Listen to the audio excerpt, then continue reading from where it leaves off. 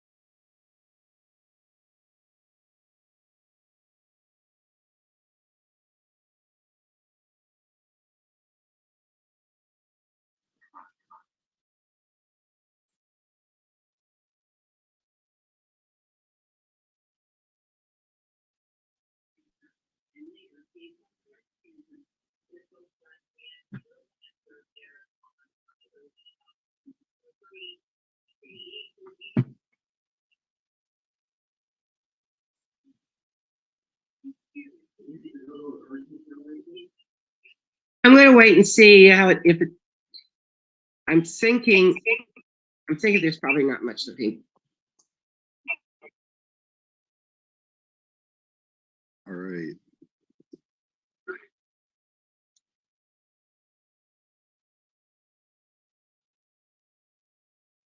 Looks like we got a lot of new faces here.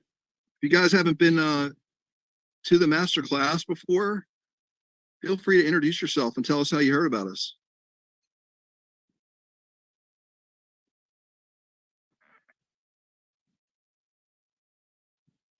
If you're a little shy, feel free to type it in. Hi, my name is Rhonda. I just was able to connect with a relative of mine. Her name is Toni Corsi, and she works in real estate. I actually have a nonprofit, and so she was sharing with me this very creative way for me to fund my vision. So I'm very excited to be here to learn more about what you real agents of change do. And so I'm all ears, just here to listen and to gain a better understanding. So thank you so much for the welcome. Thanks for joining us, Rhonda. It's awesome that you're here. You're going to really learn a lot of stuff that's going to blow your mind. So you ready to take notes, ask questions, and Alan, I believe you're the host now. Are you? Can you try to share screen? looks like Kim is, Okay, or at least she was. that's weird. Kim, can you give me host, please? I am? Okay. I don't know how that worked, but hopefully that works now for you. There we go. Okay, great. I was panicking for a minute there, but I think we're good now. Thank you. Mm-hmm. All right, Alan, we are a little bit late. Let's go ahead and get this bad boy started. Whenever you're ready, hit record. Please ask the host to give you permission to record.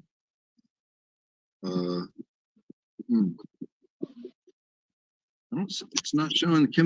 I had a notification that she was the host, but it's not showing now. Let's see. It's Mercury retrograde. It's true.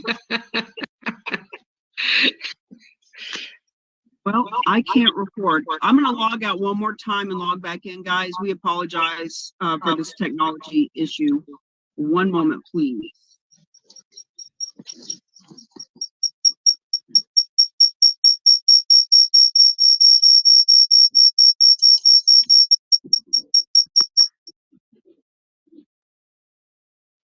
Going through every participant just to make sure we find out if there's a host. I don't even see a host that's actually listed.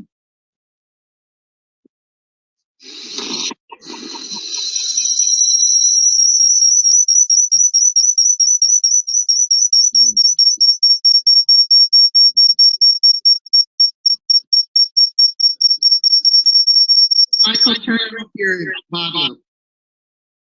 Hello? Turn off your audio, Michael. Okay.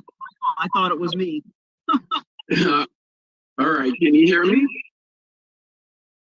We can hear you, and I still can't record. So you know what? We're just No going to problem. Will be great. Go ahead and mute yourself out, Michael, please. Everybody, if you could just go ahead and mute yourselves out. Don't know what the deal is with all the technology issue, but we're going to get started without recording. Go ahead, Al.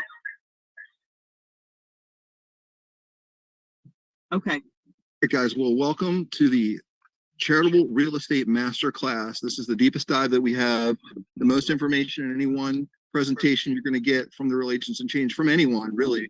It's like I was saying before, we're the only ones taking up this space.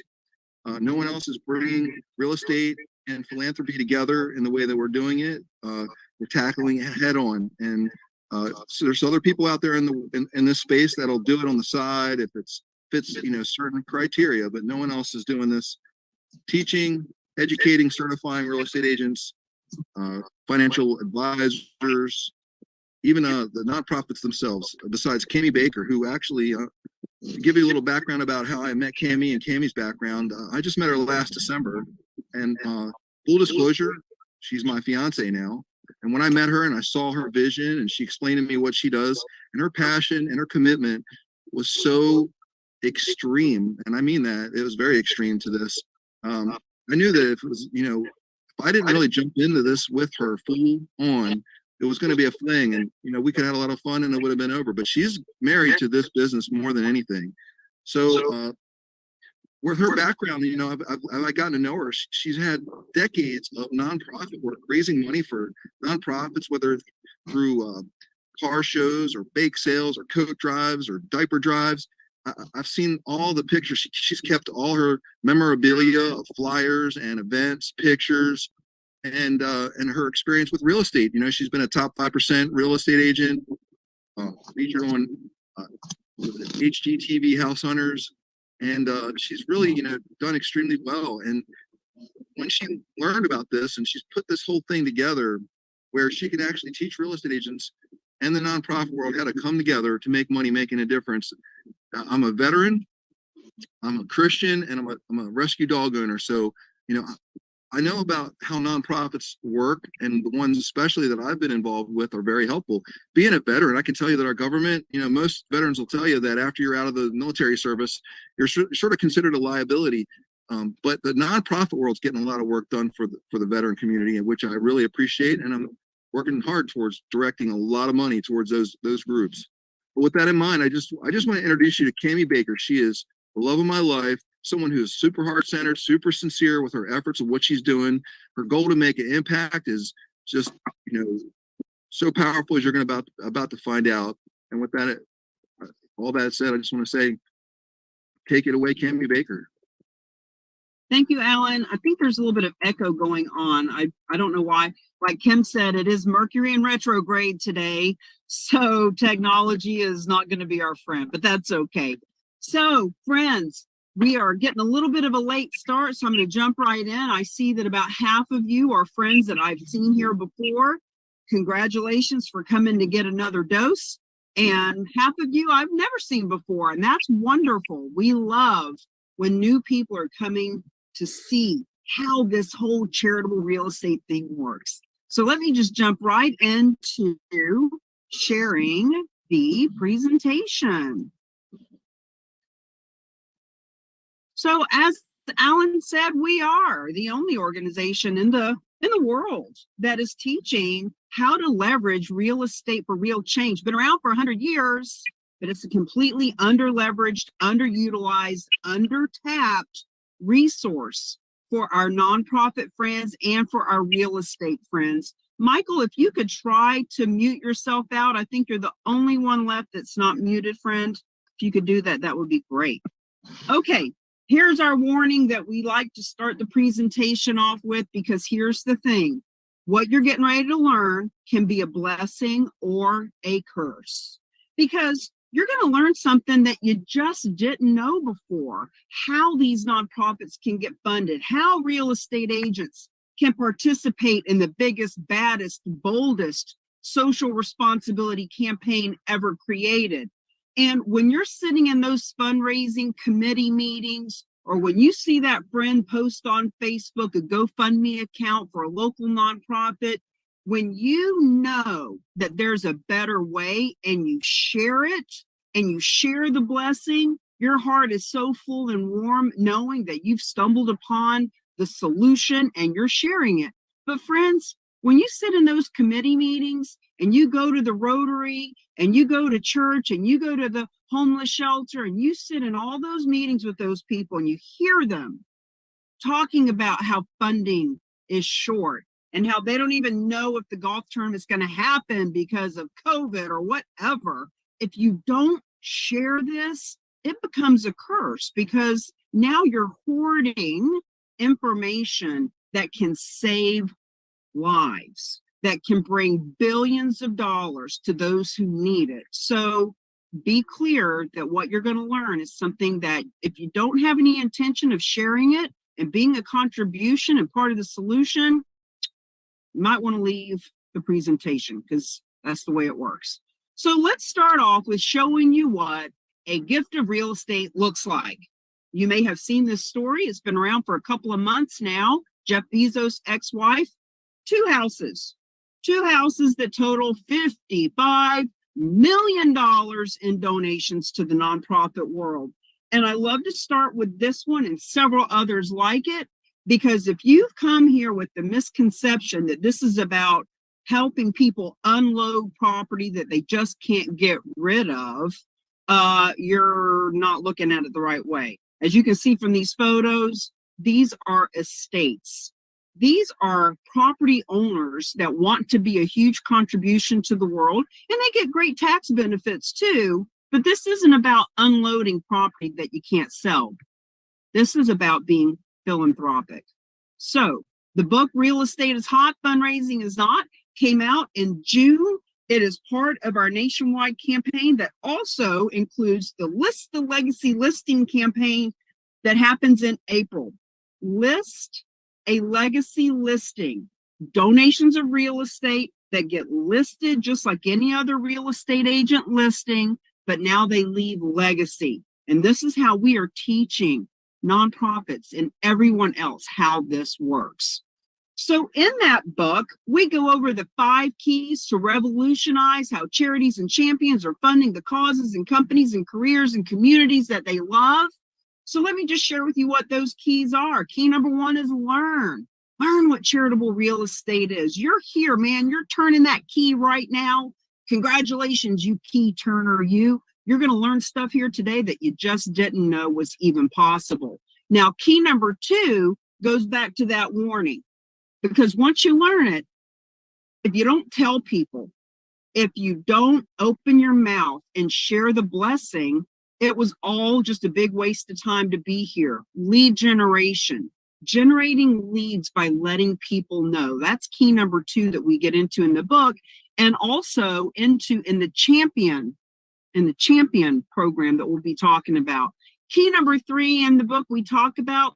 These are listings like any realtor's ever had before, but now when they're listed, and liquidated, they leave legacy. So it gets into the details about how and why these are just like any other listing, but there's a few little caveats and different contracts that you'll want to know about. We'll be going over those too. Key number 4, leverage. Leverage, leverage, leverage. Please leverage. Don't keep it to yourself. And when you let the mortgage people and the title people and the veterans and the animal lovers and your Facebook friends and your email list and all those people who sit on boards. When you let them know, we can all leverage real estate for real change to even be a fabulous business development element. Now, key number 4, all about leaving legacy. Here's who we attract. Here's who is aligned with us. If you're here, here's what we know about you. You're ready to leave legacy. You want to have some substance going on in your life. You're ready to be a part of the solution. Leaving legacy is what we're all about. And this image shows 3 people who are champions. Champions take a stand, take action, and do something. So the woman in the middle is a real estate agent. She knew the woman on the left who runs a nonprofit. And when the woman on the left met the woman down on her knee and learned that the donors and their donor list that they already have could, would, should be educated on how this works, she was all over it. As a matter of fact, that's where we had our book launch in June, was at the Haven in Sarasota with these good people. So that's what it looks like to be a champion and take some action. So let's talk about what sections we're going through today. I'm going to tell you what we're doing, and then I'll tell you that we're doing it while we're doing it. So section number 1, concepts and collaborators. What is donated real estate? And what are the first 2 of the 3 ways that a property owner can help a nonprofit through a gift of real estate? Section 2, we're going to get into the 3rd way, which is the win-win-win way, which is what you're here to learn about. We're going to talk about who the stakeholders are in this triangle of trust, as I call it. Section 3, we're going to break it down. How does this benefit the donors? Why would people want to give real estate away? How does it benefit the nonprofits the way that we do it with no risk and no money out of pocket? And how does it benefit all the advisory community? Section 4, we're going to get into the weeds a little bit with our financial advisor friends, talk a little bit about why this benefits them, and the donor advised fund. You need to know what a donor advised fund is if you're going to play with us, because it's a big part of the puzzle. Key number or section number 5, let's talk about what qualifies as a donation of real estate. Let's talk about those couple of contracts that you might need to know about. And in section number 6, we're going to go through what makes you a specialist or a champion. How can you step into the knowledge and the application? And we're also going to be talking at the end of this presentation, and maybe a little bit throughout, community foundation collaboration. How, after 3 years of creating longevity and synergy and book launch and CE course in Florida, how we now have this beautiful partnership with the community foundations nationwide, and how you can be a part of that and why it's so important. So why are you here? As a matter of fact, before I step into all of the information, I'm going to stop sharing, and I would like for someone new, someone that's never been here before, to unmute yourself and tell us what brings you here. What are you wanting to achieve from this? Are you a realtor? Are you a nonprofit? Are you a financial advisor? What brings you here?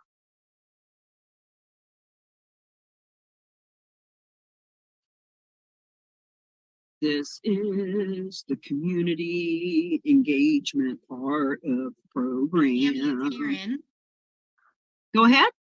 Can you hear me okay? Yes. Hey, Karen. Okay. Yeah, hi.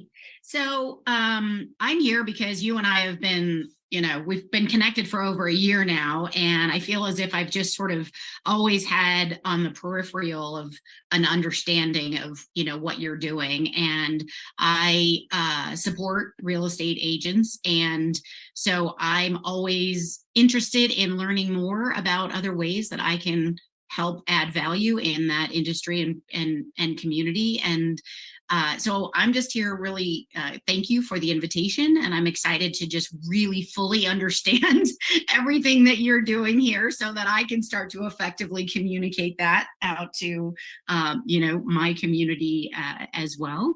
So, yeah, I just I get it, but I don't get it, if that makes sense. Sure. Yeah. I get that you get it, but you don't get it. That's very common. And Karen is actually going to be one of the experts in our community foundation collaboration. She helps realtors to be seen and be heard in social media, and she'll get into that more during that program. But it's another reason why she's here. She needs to know what we're doing so that she can help us shine in the press releases and the social media. Thanks for being here, Karen. Thanks for wanting to learn. Anybody else want to introduce yourself and say hello and tell us, what are you going to do with this? What are you going to do with this knowledge about being a charitable real estate champion?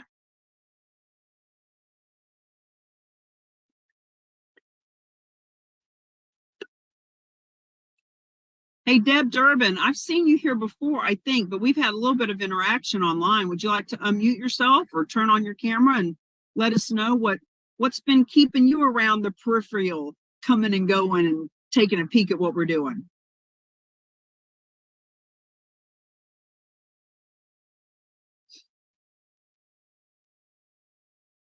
Rhonda Bentz? Hi, Cami, are you there? Yes, Michael, go ahead.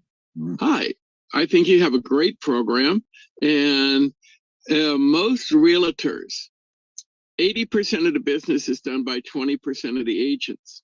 Most agents don't renew their license after they spend months getting it. What was 2020, what was 2021 is not going to be 2023. And I've been part of Rotary. I have been part of a couple other not-profits, such as in Laguna, and you can never have enough money. We're trying to figure out how to budget, how to feed a seal. So if we can convert that, not having enough money, into, hey, look, how would you like to funnel $150,000 to that nonprofit, and you have the tax benefits to go with? It all makes sense. Well, thank you for being here, Michael. I know you've been here one other time, and you're the partner of Connie Myers, who is a dear friend. I sit on her nonprofit board. She's here with us today.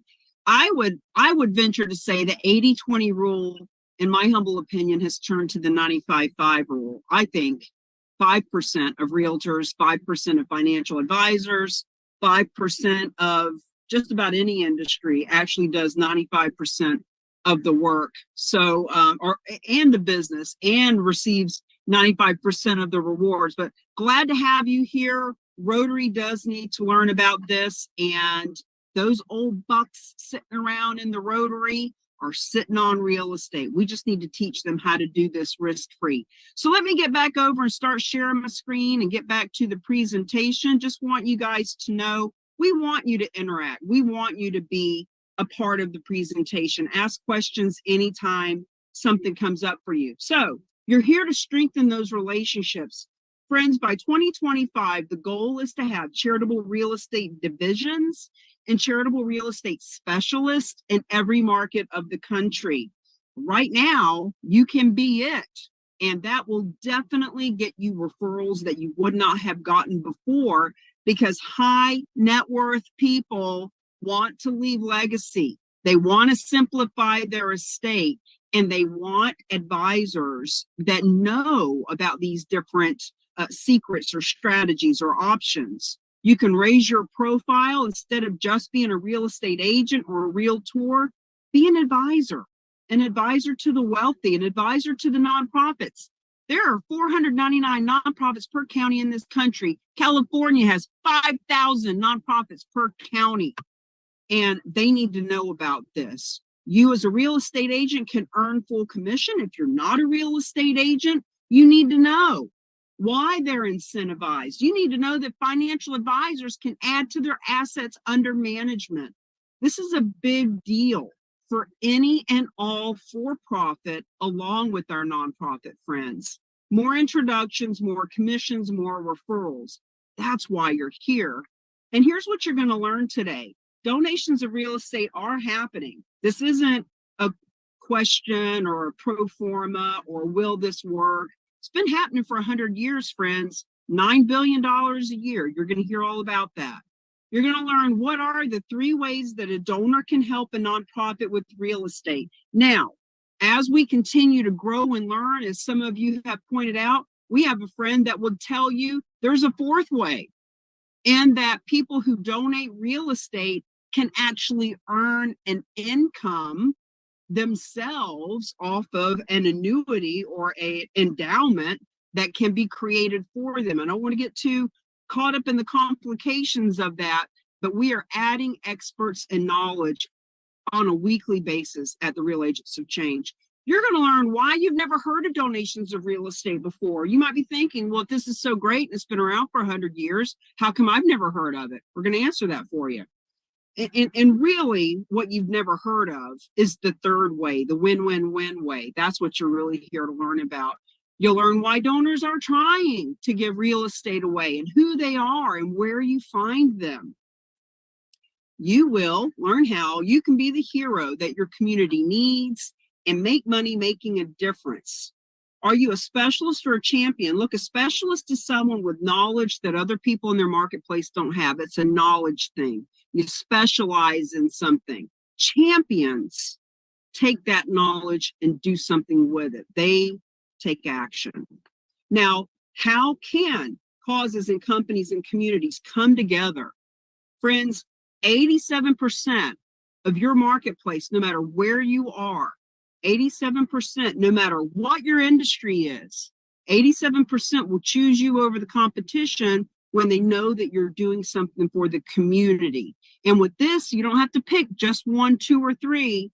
You can help all 5,000 nonprofits in your county or 15,000 nonprofits in your tri-county area. Now, you're going to have questions. You can write them down. You can put them in the chat box. We want you to know we've been doing this class now for over 2 years, and 92% or so of the questions that could come up are covered throughout the day here, but we want you to ask any questions that you have. And we will be doing a Q&A in between each of those sections. We'll take a little potty break. We will show a video of a case study that you can sit and watch. You can listen to it while you're taking your bio break. And we certainly want to answer any of your questions. Please be as engaged as you want to be. All right, section 1, let's jump right in. Concepts and collaborators. What is this whole thing all about? I don't know. What donating real estate? Is that even really a thing? How does this whole thing work? So let's just start off by throwing you right in the fire. There are 3 ways that a donor can help nonprofits from the proceeds of real estate. The first way is one that we hear the most often. We hear, well, why doesn't the property owner just go sell their property and give the proceeds to the nonprofit? This is something that comes up a lot. This is a very common way of doing things, and it is outdated, it is old-fashioned, and it is absolutely the worst thing for everyone involved. So let's have a scenario that we can stick with as we move through the presentation. Let's say Stacy and my friend Karen are out in Denver, and they are going to be giving 3 of these champion packages to 3 realtors in that area. I'm going to fly out in February and present it to people on stage, etc.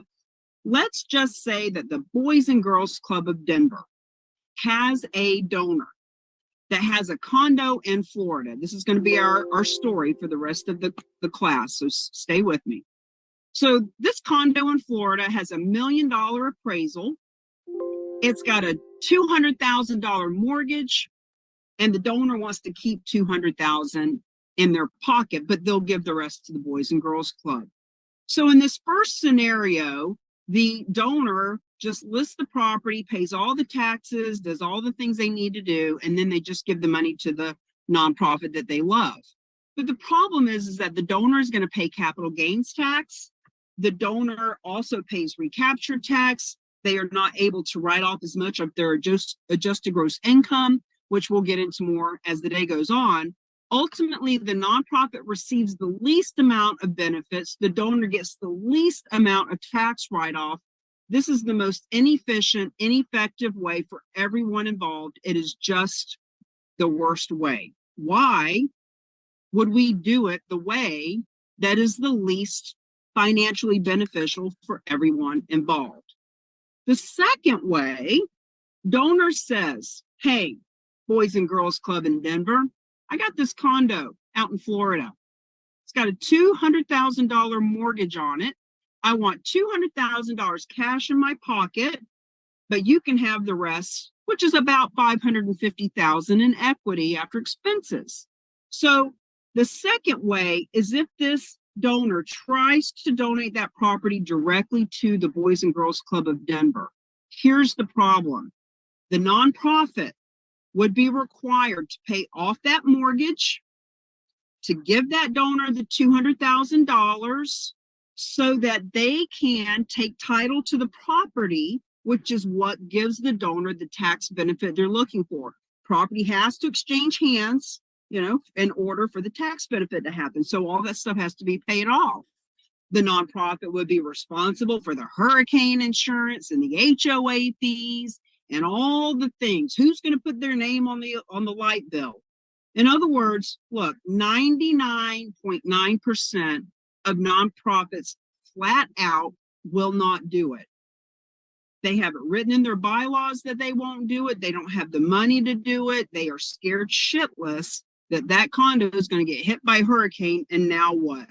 So this is the hardest way to do it, because there are some that will take it on and try, but it takes months of board meetings, and they got to come up with that money to get the donor off the deed, etc. So this is just the hardest way. As a matter of fact, one of our real agents of change, Jim Wooten, wrote a book in 2006 called The Real Estate Gift. And you can go to therock.com/Jim Wooten. Alan, if you want to put that in the chat, so that you can get that book for free. And you'll see that whole book is all about this way. It's just the hardest way. And that's why he's so excited to have met us, to learn that there's an easier way, which we're going to talk about in section 2. So let's learn why real estate owners are wanting, trying, and searching for ways to donate real estate. Let's look at the reasons why 99.9% of nonprofits are turning down real estate, and how charitable real estate specialists and champions are able to help all to get funded. So let's have a little bit of foundation in place, because as we talk about what charitable real estate is, there's going to be some words that get thrown around like 501c3 and philanthropy. And we just want to make sure that everybody's on the same page when it comes to the connection between philanthropy, real estate, and the tax code. So philanthropy is the love of mankind and humanity, generosity in all of its forms, time, talent, and treasure. So if you're saying to yourself, well, I'm not a philanthropist because I'm no Bill Gates, as I hear often, I just want you to know the fact that you're investing 3 hours of your life with us right now tells me you are philanthropic, because you are investing the biggest asset you have right now to learn how this works. 501c3 is an IRS designation. There's many IRS designations. This specific one, and the 508, which are churches, is what we're talking about when it comes to making a donation of real estate. The 501c3 is who takes title to the property to give that donor the tax deduction that they're looking for. And the tax deduction's been around since 1917 for charitable gifts of all kinds. Of course, with us, we're talking specifically about real estate. So with all that being said, this 1917 tax law incentivizes charitable gifting for all taxpayers. So the charitable gifting of real estate itself is a gift of real estate made to a qualified 501c3, not a 504 or a 506 or other designations, 501c3 and churches, that provides the nonprofit an asset it can sell to fund its programs. Now, some of the stories we will share with you today that have been on the news in the last year are of real estate that's been donated for the nonprofit to manage and maintain and use for homeless situations, and maybe be absorbed because it's a neighboring property to a university or something. But 99% of real estate that's donated is not donated for them to hold, move, or manage or maintain. It's to be liquidated so they can have the cash to do what they want to do. Now, this charitable gift of real estate entitles the donor to a tax deduction against their adjusted gross income.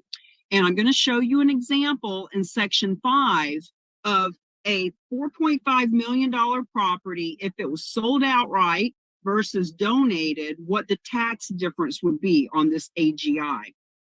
And if the asset is appreciated, then of course they are avoiding the capital gains tax on that which they donate.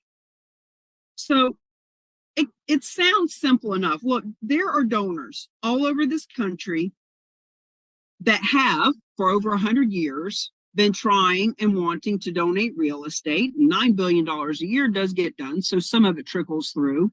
And it sounds simple enough, but here's the thing. It is the risk to the nonprofits that is stopping this dead in its tracks.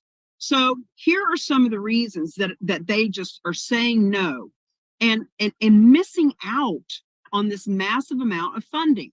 So number one, they just don't have the expertise. The nonprofit world, the 1.5 million nonprofits, they don't have the real estate expertise or a real estate team. And friends, even if you and I and all of the real agents of change sit on their board, now Connie Myers and Michael are here with us today. Connie has a nonprofit. I sit on her board. I wrote the book about this. But the reason that I would never recommend her nonprofit or your nonprofit or any nonprofit to actually do their own transactions of real estate, besides the risk, is they don't have the capital. Now, remember our story. We've got $1 million condo in Florida, $200,000 mortgage, $200,000 cash that the donor wants. Somebody's got to come up with $400 grand besides paying the HOA fees and the hurricane insurance, etc. And I'm not going to do it. So this is why this is a problem. So real estate diverts their attention. We call this mission drift. And boy, did Jim Wooten really love this part of it. He said for 25 years of him doing it the number 2 way, all that mission drift, all those nonprofits he's worked with for 25 years that have acquired real estate on his encouragement, it's taken them off their mission. They spend months putting these deals together. And friends, we need the nonprofits that are saving lives through human trafficking.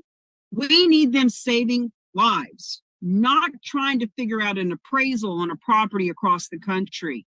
We need the veteran groups helping the veterans, etc. You see where I'm going with that. Now, another reason that they are missing out on this funding is they've heard of or had bad experiences. Ooh, yeah, we took a property one time. It was a nightmare. We'll never do that again. They hear all of that stuff. Now, some will accept real estate on a very limited basis. So as we talk about our community foundation friends, when we talk to them, they say that they take real estate. But if you ask them a couple more questions, you'll find out that they only take it if it's mortgage free, if it's vacant, if it's next door, if it's in this 10 blocks radius. In other words, it has to fit into such a small box that they might take it, but they will only take it if the moon is full and all the stars are lined up.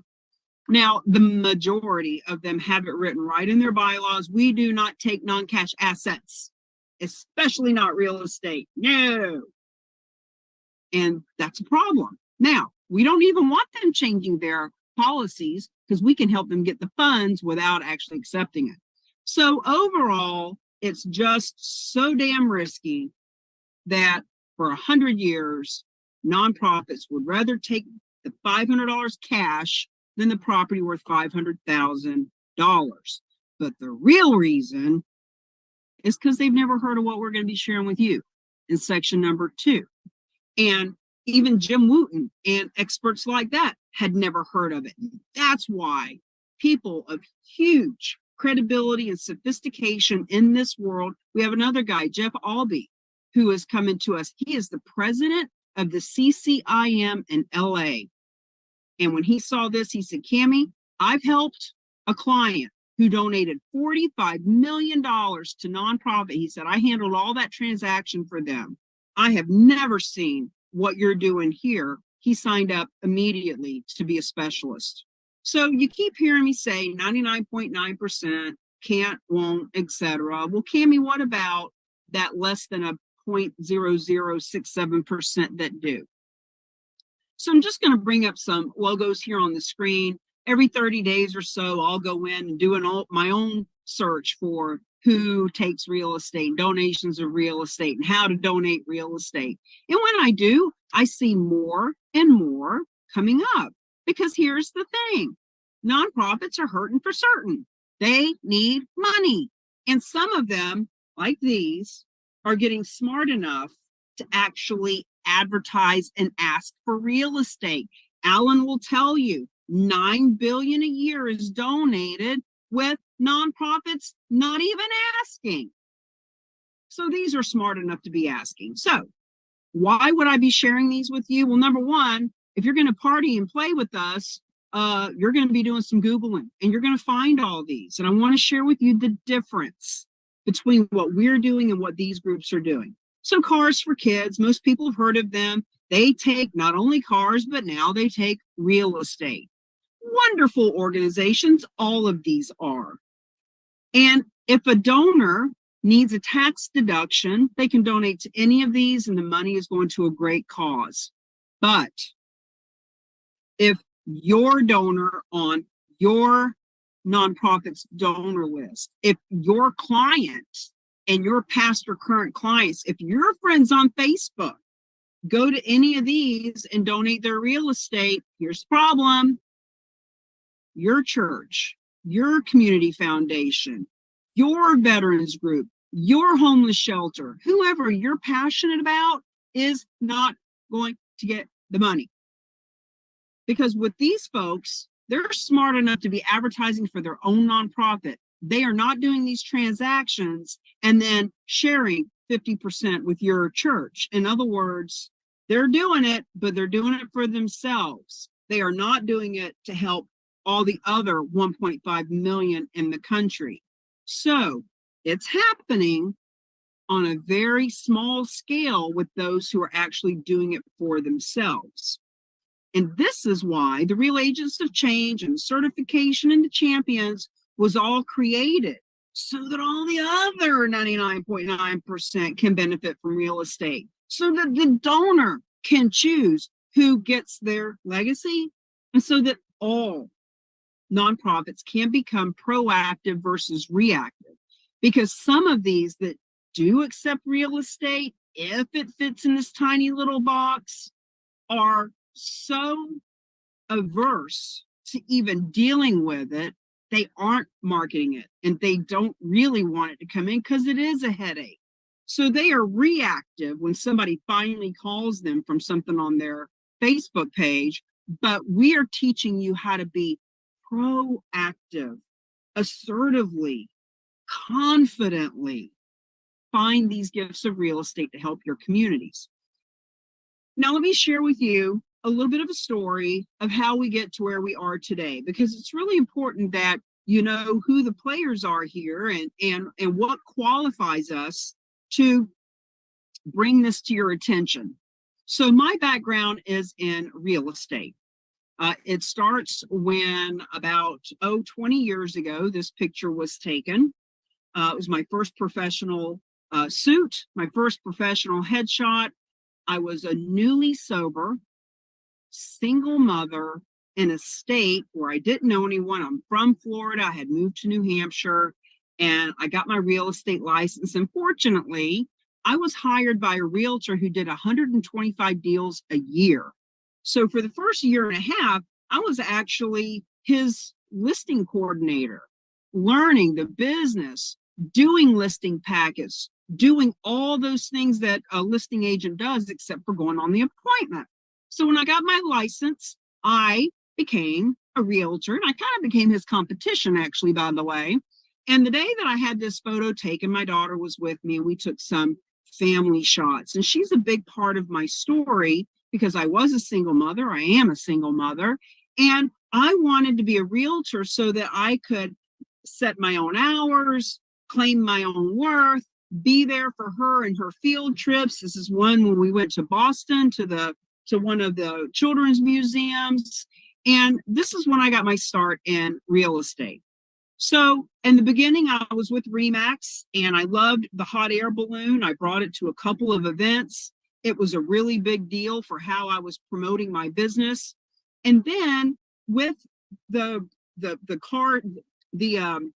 balloon, I started doing car shows too. I also was actually with Century 21 for a little while. I did a TV show with them called The Real Estate Road Show, and this was one of our shoots.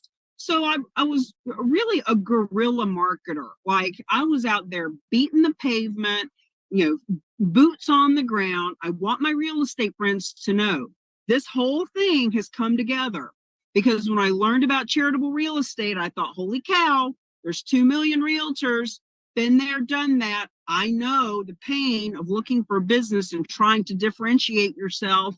And I knew that this would finally be a differentiator. So HGTV, I actually sent in way back when you had to actually take a big camera with a VHS tape to do a recording. And I mailed that thing in the mail to Pie Town to get accepted on HGTV, beat out 6,000 realtors in my state. And from there, they introduced me to House Hunters. I did that show. From there, with all the success that I was starting to have, I bought this car. It was my dream car, 64.5 Mustang convertible. And with that car, we did car shows for 7 years. And here's why this is important for you. When I was promoting the car show, I learned handing out flyers, calling mortgage and title companies, reaching out to my past clients, reaching out to my current clients, going to Chamber of Commerce and BNI and all these RIA meetings, etc. I learned that even when people didn't care about Cammie Baker or Remax or real estate, they loved that we were doing something. We gave the money to a group called the Live and Let Live Farm that rescued horses. We worked with Make-A-Wish and Ronald McDonald House.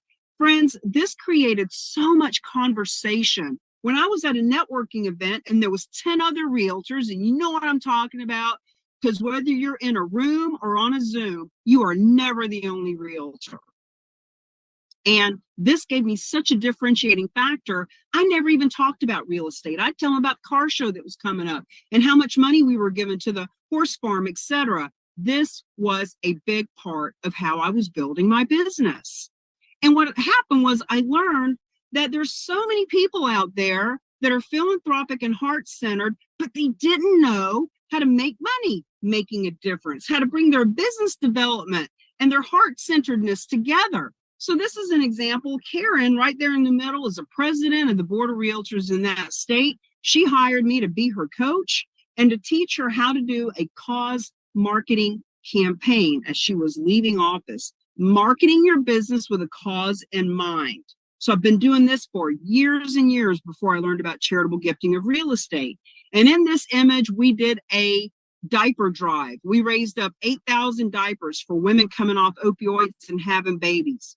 This was my Botox doctor. She hired me to help her do different things to bring clients through the door. This was obviously a toy drive that we did. This was Jacksonville Real Estate Investor Group. They wanted me to fly down and do a talk. And I said, only if I can practice what I preach. We have to do some kind of a social responsibility campaign. So we raised up a whole bunch of coats. We did a coat drive, and that was the coats back there on that table. So over the years, I started teaching people this. Habitat for Humanity was this broker's nonprofit of choice. Karen and I put together Realtors for Recovery. It was all about helping with opioids and the recovery epidemic.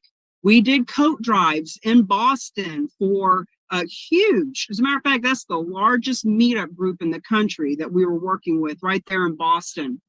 This was an animal rescue league, another real estate agent slash network marketer that was a friend of mine that hired me to do that.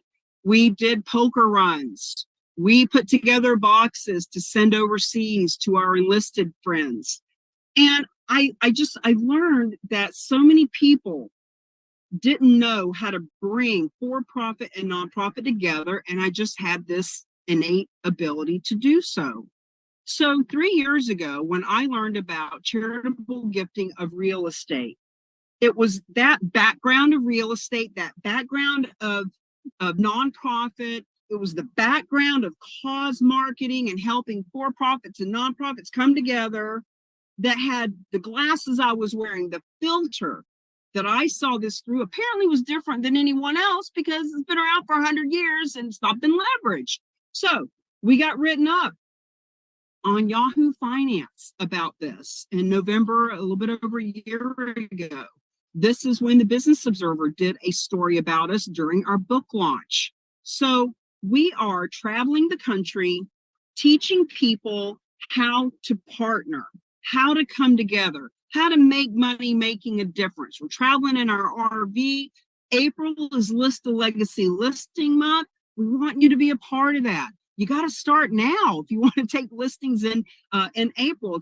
Bring that education, bring people together on a Zoom, invite them to the master class, do your own presentations. We want to help you with that if you want. Now, not everybody wants to do their own presentations. We'll do them for you and with you, but if you want to, we want you to be the champion. We want you to get up in front of the Rotary. We want you to get up in front of the Chamber of Commerce or the Boys and Girls Club or the Board of Realtors, whoever that is for you. So that's what brings us to today, is all of that experience as a top 5% realtor and house hunters and strategizing with all of those real estate and financial advisor and small business USA, like all of them coming together. We've created the only CE course in the country around charitable gifting of real estate. So it's all that experience that has brought us together today for the win-win-win of a lifetime. Now, this is an example, right? This is not a building that's fallen down in disrepair. This is a 2-family that was making money right in the Boston area. Actually, this was Rhode Island, and the Martin Luther King community benefited by almost $2 million. This is one of our real agents of change. Michael DeShavi is in Brooklyn, and he loves what we're doing. He and I have done cause marketing campaigns, helping network marketers in real estate and financial. For years, we were doing this together before. And so when I learned about it, I called him and I said, Michael, I don't know what I'm going to do with this, but I'm going to do something. I want you to be a part of it. So he is one of my dearest friends. So what I'd like to do now is simply open it up for any questions, comments, hallucinations, anything I can help you with now. And if there's not a question, I'm going to play a case study. We have 14 case studies recorded, and I'll play a couple of them today. Can you hear me now? Yes. Hey, Deb. Thank you, Alan. Thank you for your beloved man there. Yeah, so I don't have any questions. I just finally got on. That's all. Good. Well, I'm glad to have you here. I'm on the phone, so I don't have. I do not have the video working right now. Well, God bless. I appreciate that you're here, even just listening and following along. That shows a lot of integrity. Thank you for being here. I'm really excited to introduce our religious community to this. I've been nervous about doing it. I don't quite, so I'll talk to you maybe independently about that. But absolutely, Deb. And we do a lot of research here at The Rock. We know a lot about a lot of stuff when it comes to this. 28% of the $474 billion a year, 28% of what's donated, which is the number one position, are our religious affiliations. 28%. The second one down is only 14%, and that's universities. So let your church know. Yeah, we'll teach you about that. We'll teach you how to do that. We're actually partnering with the Church Guy Network. Church Guy Network has 49,000 church leaders on their email list, and they're going to be hearing from us this month. So good to have you. 49,000 what? 49,000 church leaders, ministers, pastors, Christ-centered leaders are on that list, which represents 49,000 churches and however many hundreds of thousands of people, millions of people that would be. I encourage you not to limit it to just Christians. We're in the United States. There are so many faiths. And I know I read somewhere that you were trying to do one focused on Christian. I would just make it God-centered rather than just Christ-centered. Well, that is for that specific group. So the Church Guy Network is Christ-centered. We do this. Look, there's 1.5 million nonprofits in this country, and we want to help them all. So excellent. Yeah. Thank you. Okay. All right, friends. Tell you what I'm going to do. I'm going to play a case study. I'm actually going to play one from Jim Wooten. As a matter of fact, it has to do with the church. So let me share this one. Let's all take a little bit of a potty break while we're listening to it. It is 11:58. Let's come back right about 12:05.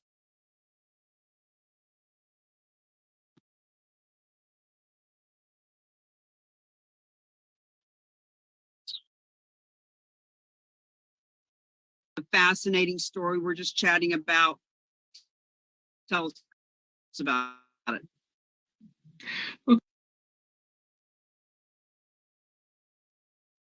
Okay, so I was contacted by a charity that needed to put this deal together. They had a country club that had been built at a original cost of $25 million.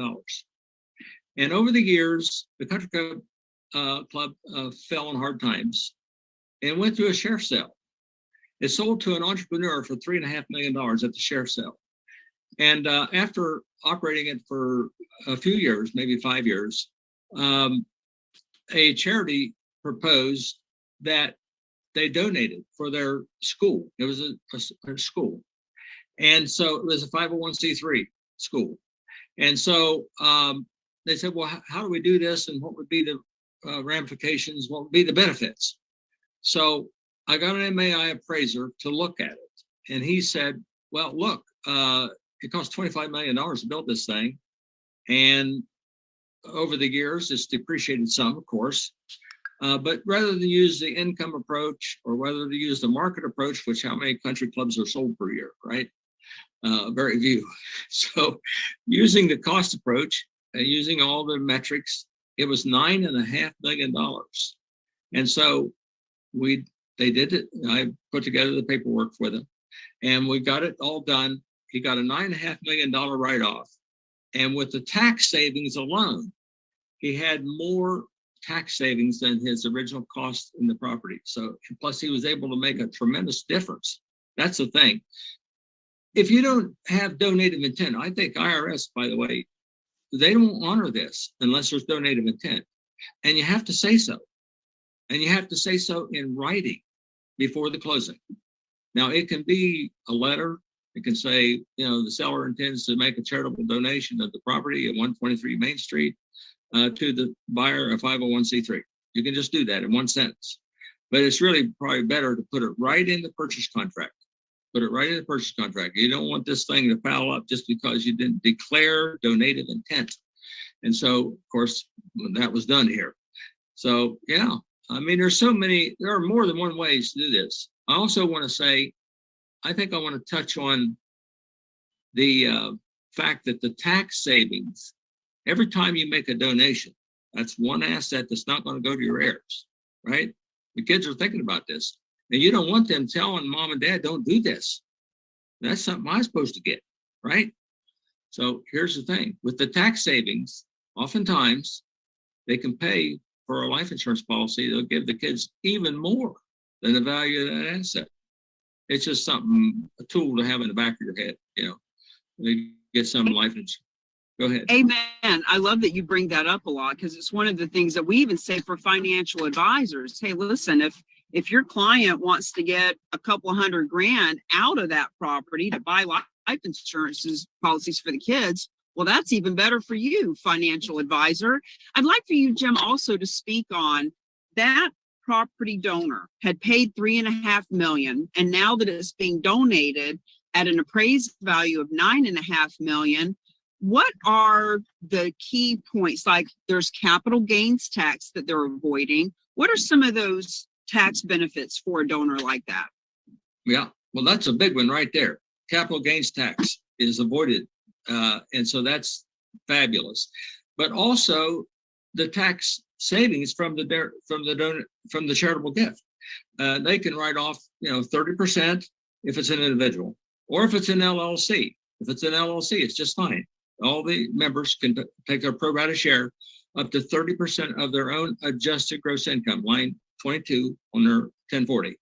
They can write off 30% per year for up to 5 more years, total of 6 years. So that's real money if they, otherwise have a tax to pay. That means. So as I'm listening to Jim, I just feel like I need to also pipe in and say, do not feel like you have to become some kind of tax expert. We have a saying at the Real Agents of Change: do what you do best and refer the rest. So we want to give you overviews of how this works and why the tax advantages are so powerful. But please don't feel like, oh my God, that's so much information. I don't want to have to share. I can't even really explain it. And you'll see that in section 5 when I muddle through a comparison of a traditional sale versus a donated sale. But Jim is one of the experts that will be teaching an hour-long module in the Community Foundation collaboration. If you haven't heard of that and you're interested in getting the recording that we did last Friday to give you all the details about it, please let us know in the side. We're going to be talking about it at the end today, but we go into much more detail in the Zoom we did last Friday. Anybody have any questions coming up, or we're just going to jump right into section 2 and share with you the third way, the win-win-win way.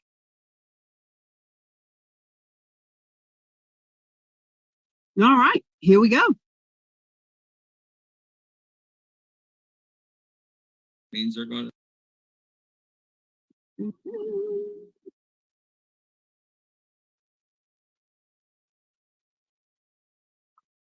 Section 2, let's start getting into these benefits of how this whole thing works. And we've been kind of teasing you with the third way. So let's recap. The first way was that the donor does everything themselves. They go and sell the property, they pay all the taxes, and whatever's left over after Uncle Sam gets their piece, they give some of it to the nonprofit. Worst way for everyone involved. Second way is if the donor donates the property directly to the nonprofit that they want to benefit. And by the way, it can be divvied up.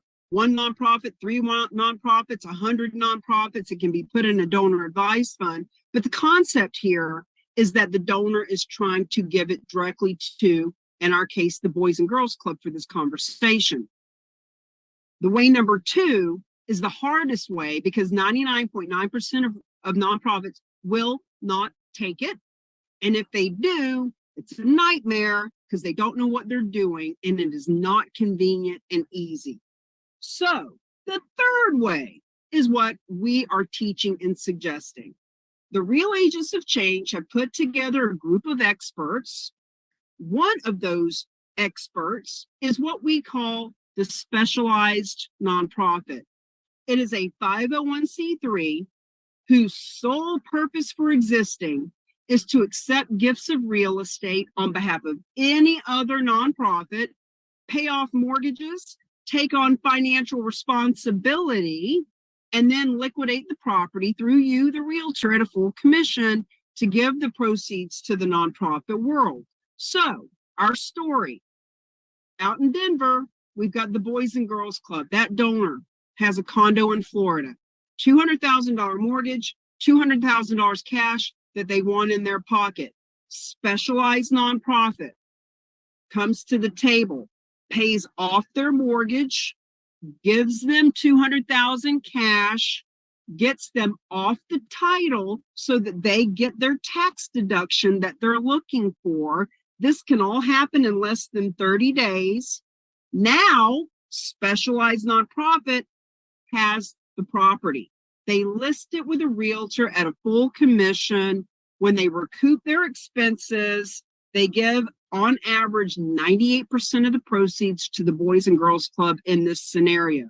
This is why this is risk-free for any nonprofit, because they never take title and they don't even need to know the address or the state the property is in. That is how far removed they are.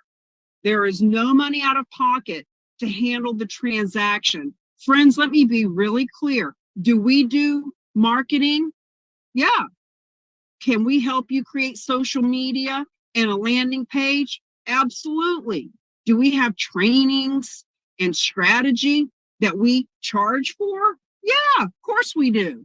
But if you tell people, if the nonprofit tells their donors, if the realtor tells their clients, if the visionary leaders on this video will share it on social media, there's no money out of your pocket. You find a donor, you bring it to the table, specialized nonprofit takes care of it. That didn't cost anything. There is capital available to enhance the value of the property. So what if it's a property that, it's a big strip mall and the parking lot's tore up and needs a $200,000 repaving? They can do that.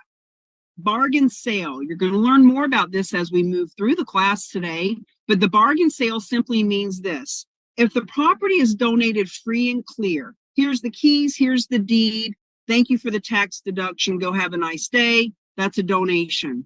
If any money at all exchanges hands, mortgage needs to be paid off, there's a lien on the property, the donor wants cash, any of that, it is called a bargain sale. You'll really get that by the end of today. Now, with this, the win-win-win way, the donor receives all the tax benefits that are absolutely possible immediately. The nonprofit world receives the maximum amount of donations because Uncle Sam gets cut out in the middle. And I know I've got friends on here right now, Val, that wants to stick it to the government and not give them all their tax money. Friends, 100% of the 1.5 million nonprofits qualify and are eligible for this, because even some of those, including the Salvation Army that typically does their own donations of real estate, can't always handle how complicated these deals get. Our team can. This is the win-win-win of a lifetime. There is no catch. This is not too good to be true. This is realtors get paid, donors get to leave legacy and have a tax advantage, and nonprofits can double their funding from the donors they already have, period. So let's talk about the stakeholders. There are 3 stakeholders, and you'll see what I mean as we move forward. The donor. So the donor could be a corporation or an individual. Guess what? 70-something% of all donation comes from individuals, not big corporation.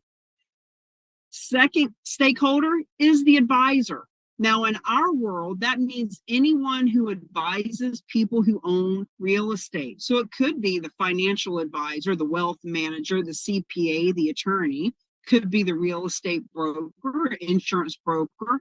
If they're advising on real estate, they're an advisor. And the nonprofits themselves could be public charities or the donor advised fund, which you'll be learning about soon. But as you see, here's what it looks like. And that's why I call it the triangle of trust. Now, the donors are a yes. Yes to what? They are a yes to wanting to donate real estate. We do not convince. We do not sell. I don't think you could convince somebody to hand over their deed. What you can do is educate, inform, and let people know what their options and opportunities are. And for the right people, they are a yes. Check yes to the donor. Advisors are a yes. Look, real estate agent gets paid a full commission. Financial advisor can earn fees on donor advised funds. Financial advisor can sell life insurance. Financial advisor can help liquidate that one asset, real estate, that they can't normally make money on, and they can now make money on it. So the advisory community, the CPAs, want to help their clients to get tax advantage. In other words, advisors are a yes. Yeah, they're into it. Sure. It is the nonprofits that are the no. Why? Because it is so complicated. It's just too much risk. Nonprofits move really slowly. They don't have the ease and the versatility that the advisory community does. They lack the allowable funds. They don't have money to pay off that mortgage. And even if they did, who's going to take the risk? They lack the expertise. They don't want mission drift. They want to do what they were created to do. And frankly, we want them to do that too. They've had bad experiences that haunt them. They have gift acceptance policies that restrict them. Friends, we're repeating ourselves a little bit here, but this is all important to know. And most of them just say no. They just say no.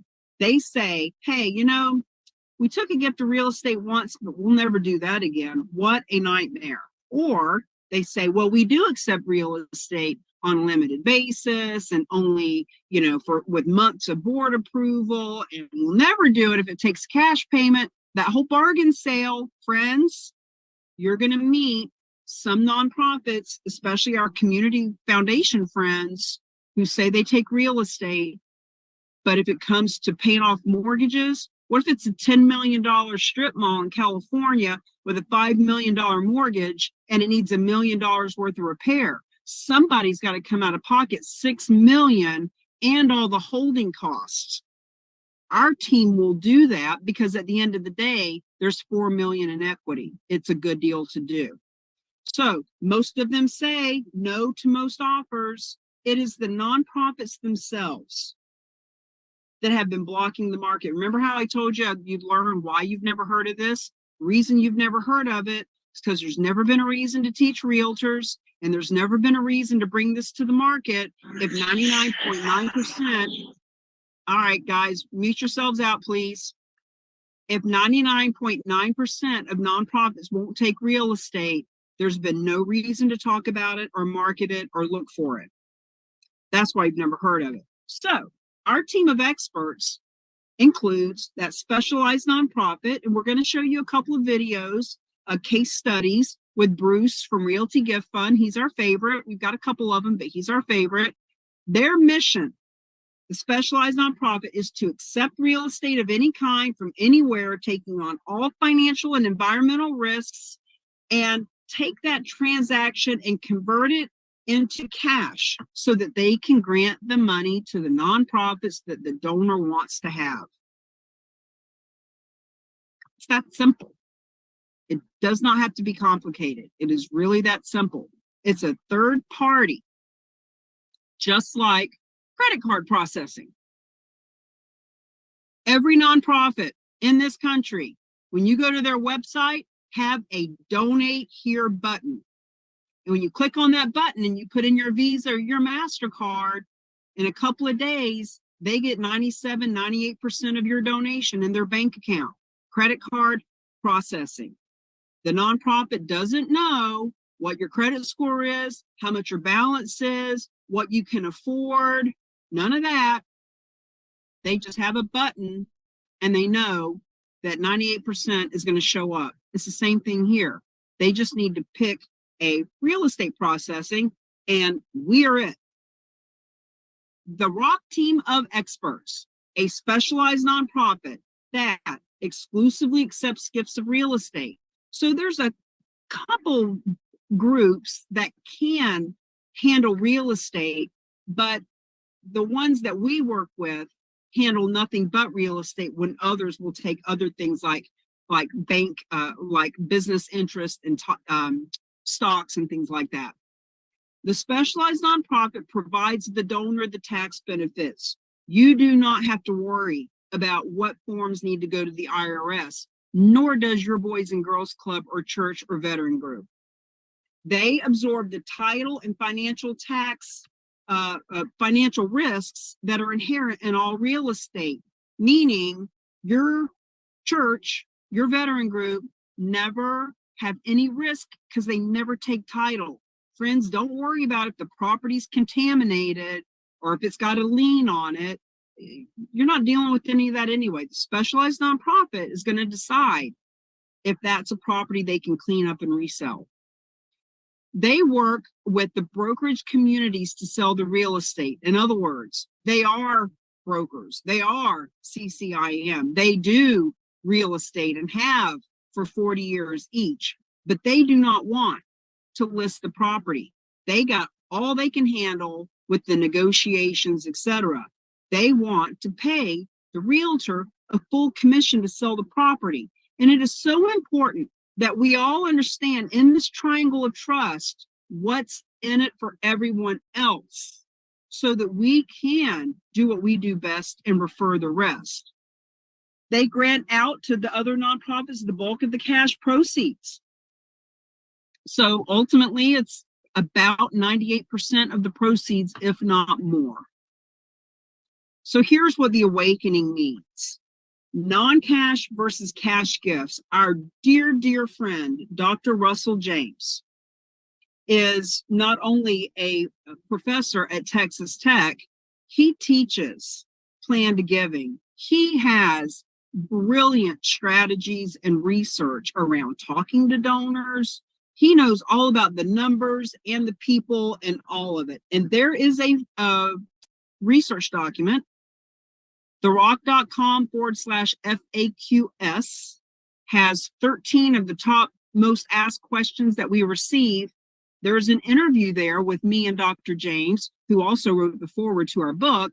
And also there is a link to the research that Dr. Russell James did that proves when a nonprofit accepts non-cash assets, they can double, triple, 6 times what they bring in with only cash.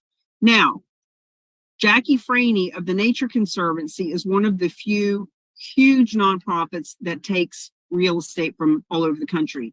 And she has been quoted by saying the same donors on the donor list will give 3 to 7 times more. And then this gentleman, Matt, talks about that as well. No additional donors are needed. This is important because if you're thinking to yourself, where do these donors come from? Where do I find this fictitious unicorn of a generous, heart-centered human being with multiple properties? Friends, they're on your Facebook, they're in your LinkedIn, they're on your donor list, they're in your past clients. Please do not get hung up in the scarcity mindset. I don't know anyone who would donate real estate. How could you possibly make assumptions for people that you know when you've never had this conversation with them before? So the collaboration, let's do what we do best and refer the rest. So what does the nonprofit world do best? They strengthen their donors' interest. They promote the cause. They let people know, that they're stopping human trafficking and feeding the animals, etc. They cultivate those emotional connections with their donors. And let's be clear, we want you to know that we do not want the donor list. So nonprofits hold their donor list close to their chest, and they should. It is the most valuable asset that they have, is their donor list. We do not want their donor list. What we want to do is to help them to share the benefits of how non-cash assets can help that nonprofit. We want them to be able to start asking for gifts of real estate confidently, knowing that they have a real estate team to help them. Now, the specialized nonprofit, do what you do best. Here's what they do best. They accept the real estate, they fix the real estate, they sell the real estate, and they grant the proceeds to the nonprofit that the donor has designated, period. They intervene on behalf of all the stakeholders. In other words, you don't need to explain all this. Just bring the donor and they'll talk to the specialized nonprofit and they will explain it to them. They provide the resources, meaning if there's a need for construction, if there's a need for a really creative title company, etc. And by the way, whoever the title companies are, you need to invite them to the next master class. They solve the complexity of the entire gift cycle. We've got several stories of, cattle, like ranches full of cattle, heads of cattle. Like, what do you do with that? Wineries that are in the middle of a harvest and making wine. Like, it can be very complicated, but they handle all that stuff. And then they grant the bulk of the net proceeds to other nonprofits. Now, who are we? What do we do? The Rock? We help with the systems and the scripts and the support, social media strategy. We are the marketing arm, if you will. Although we are not a marketing company, we are more strategy. We are more how to leverage, how to bring together all the for-profit and the nonprofit to come together and make money making a difference. Now, you may recognize some of these logos. These all have benefited from the third way, the win-win-win way. All of these on here have received money from real estate that they did not handle themselves. And it's interesting. You have a Boys and Girls Club in your community. You have a Habitat for Humanity. You may have a United Way, etc., etc. But they don't know about this. It's up to us to educate them. Now, Fidelity Charitable, that one right at the top, they are the largest of the 1.5 million nonprofits. They bring in $13 billion a year because they house the donor advised funds. And we're going to teach you about that in section 4 and 5. But Fidelity Charitables doesn't even want to do their own real estate. Even they use the same team here. It's good enough for Fidelity Charitables and the Girl Scouts and Habitat for Humanity, etc. It's good enough for us. All of these universities are examples. There's the rare university like Harvard, like Prudential, or Purdue, that does their own real estate, but they're few and far between. Now, I've mentioned Jim Wooten a couple of times. We just love Jim. He says he's 76 years old, and now that he has learned what we are doing, he is so excited. He is going back to the 250 to 300 churches and nonprofits that he's helped with the second way for the last 25 years, and he's telling all of them about how we do it here. We really recommend that you get to know Jim. His book, I'm telling you, it's complicated. He's brilliant. And when you read that book, you'll think, oh my God, I don't know if I want to do that. That's so hard. But then when you read Real Estate is Hot, Fundraising is Not, you'll be like, oh, okay, there's an easier way. And that's what Jim said. So let me share with you this case study as we wrap up section 2. Berkeley Humane Society. December 2021, a property owner calls the team on a Sunday. Hey, I got 13 lots, vacant lots. It's mid-December. I need a tax deduction this year. Can you do it? And because this team that you watching this video can work with as well, because they do this full time, it's all they do, they were able to take title, give that donor the tax benefit he was looking for before the end of the year. So the property was put on the market and it was sold. And there was $400,000 that came from that first round of land. And Berkeley Humane Society was called and they were told, hey, look, this gentleman is very generous. He has donated this land. You are getting about $400,000. We know that nonprofits aren't typically expecting that kind of influx of cash. Wanted to let you know. And they said, what? We're getting how much? From what? Can we do it again? Yes, you can. So remember how I said risk-free, no money out of pocket. Berkeley Humane picked up the phone, had some lunches, sent out a handful of emails and said, we don't know how this works, but real estate is a way that you can help us. If you've got any real estate, let us know. Donation number 2, 55 and older community, Carmel, California. When this house sold, that's the amount that they got. So friends, here's how this works. 1 nonprofit, 2 donations, 6 months, $1,052,000 and some change. And now, if you go to their website, don't put it up yet, Alan. We'll share it with people at the end. I don't want you going down rabbit holes. I want you to stay with me. But when you go to their website, they got a really fancy page and there's all kinds of widgets and you can put in how much you paid for the property and what it's worth and what's your tax rate and how much you're going to save on capital gains and all that stuff. But they didn't have that fancy website until they made $1 million in 6 months. That's how it works, my friends. So why the specialized nonprofit was created is because real estate is underperforming. Now look at these numbers. Cash in America, cash is 3%. Your neighbor, your mama, the broker of your office, the person who runs the American Red Cross, all of us, less than 3% of our wealth is available in cash. 43%, 43 is in real estate.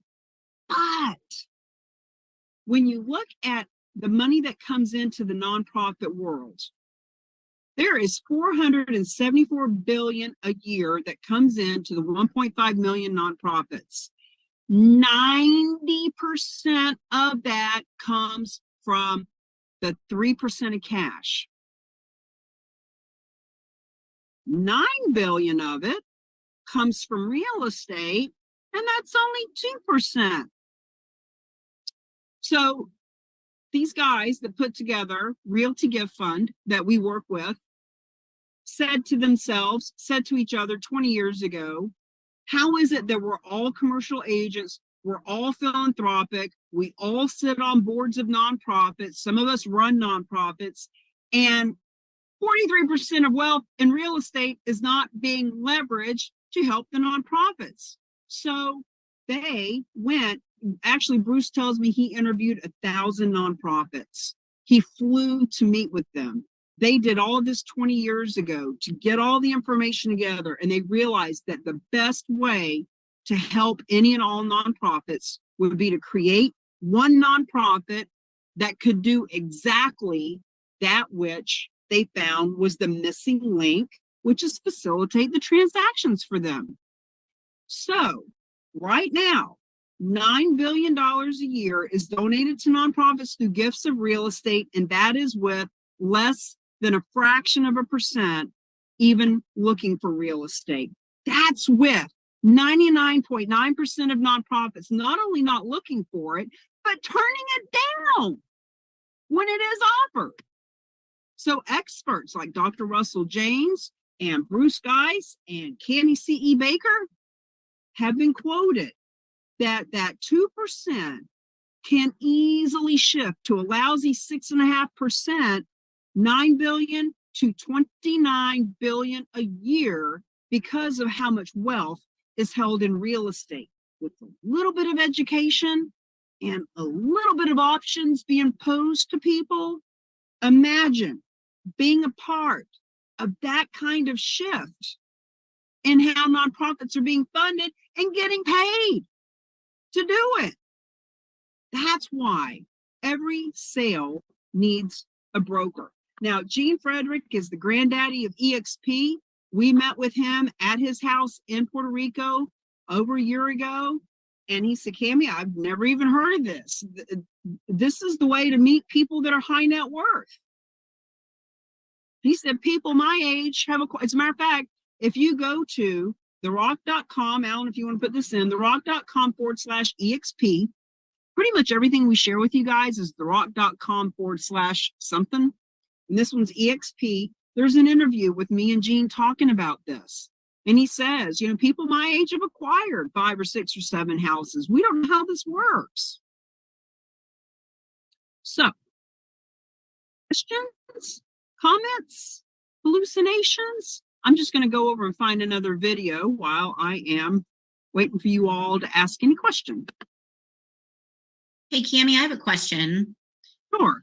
So you stated that the donations increase by the donors when nonprofits have received real estate, or not received real estate, but you know, had the funds from the real estate transaction. So what do you mean by what do you mean by the donations go up? Can you explain that a little bit? Sure. So in this research document that Dr. Russell James did, I highly recommend that you take a peek at it. They read 1 million tax returns from 200,000 nonprofits over a 5-year period. And they compared nonprofits that only accept cash to nonprofits that accept non-cash assets, whether it be stocks and bonds or real estate and other things like that. And they've proven that when a nonprofit accepts non-cash assets, they can double and triple how much money they bring in as opposed to just cash. The same donors on their list of donors that is cash conservative is asset wealthy. And when they can dip into their wealth bucket of real estate, they will give 3 to 7 times more than they normally would from cash only. Okay, gotcha. Thank you. Yeah. Thank you. Just looking through. So where's that? Where's that interview with how he read a million tax returns, please? If you go to therock.com/FAQS, like facts and questions, FAQS. At the bottom of that, so there's 13 of the most commonly asked questions that we hear. Then there's an interview with me and Bruce Geis, a Realty Gift Fund. Then there's an interview with me and Dr. James. And at the very bottom, you can click on the research document that talks about that. Thank you. All right, I am going to, any other questions while I'm here? I found a quick little. Yeah. Let me just interject one thing. The other thing I think that's missed a lot is that for nonprofits that don't accept real estate, they're just accepting cash as a contribution, cash will conflict with donors' lifestyle. So let's say a donor has to send a child to a college next year, or they're looking to buy a new house, or they're going to make a large purchase, or they're going to go on a vacation. Giving cash will conflict or compete with those choices that donors have to make. If they have, the opportunity to give them their wealth bucket of real estate, it won't take away from those decisions they're going to make in the future. Just something to consider. Thank you for that, Alan. And we are going to talk about that more in the presentation, but I reread this report that Dr. James did just a couple of days ago because I was sharing it with someone. And in that report, he talks about, think about the psychology. If you are anyone that has a $15 an hour job or a CEO of a multi-million-dollar corporation, if you ask them for cash and they're comparing giving a donation to you compared to other things that they do with cash, like buying Christmas presents or like going to dinner, or any of the things that they would do with cash in comparison to give a $5,000 or $50,000 donation. That's a big disparity compared to the $100 for dinner that they might be comparing it to. But when you shift to talking to them about giving from their wealth bucket, where they have 2, 3, 5, 100 pieces of property that range from $200,000 to $200 million, etc., it's a different mindset for them to give from that wealth bucket as opposed to their pocket change cash. It's just a whole different animal. Dr. James, by the way, if you reach out to him, if you want to type his name in, Alan, in the chat so they get the spelling right, he's real big on LinkedIn, on reaching out on LinkedIn. He will send you over 100 videos, his newest books, just fucking fascinating. You really want to check that out. So let me share the screen. I want to introduce you all to Bruce Geis, our buddy over at Realty Gift Fund. When I learned about charitable real estate 3 years ago, and I learned that we needed this secret sauce, this third party to handle these transactions, I interviewed 6, and it was hard to find.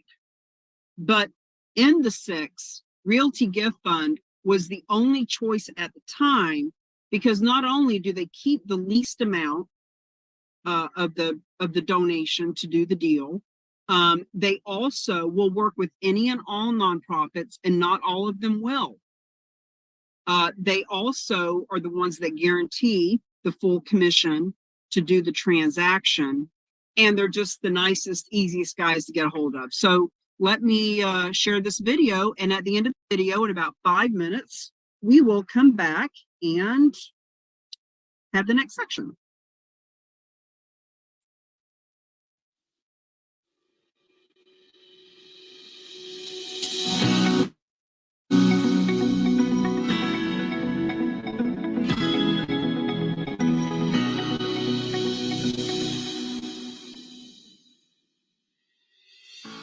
The real agents of change are always thrilled to hear about the different success stories that Realty Gift Fund, our favorite specialized nonprofit, all those successes that they are having in the world, because every successful deal leads to proceeds and funds that go to the nonprofit world.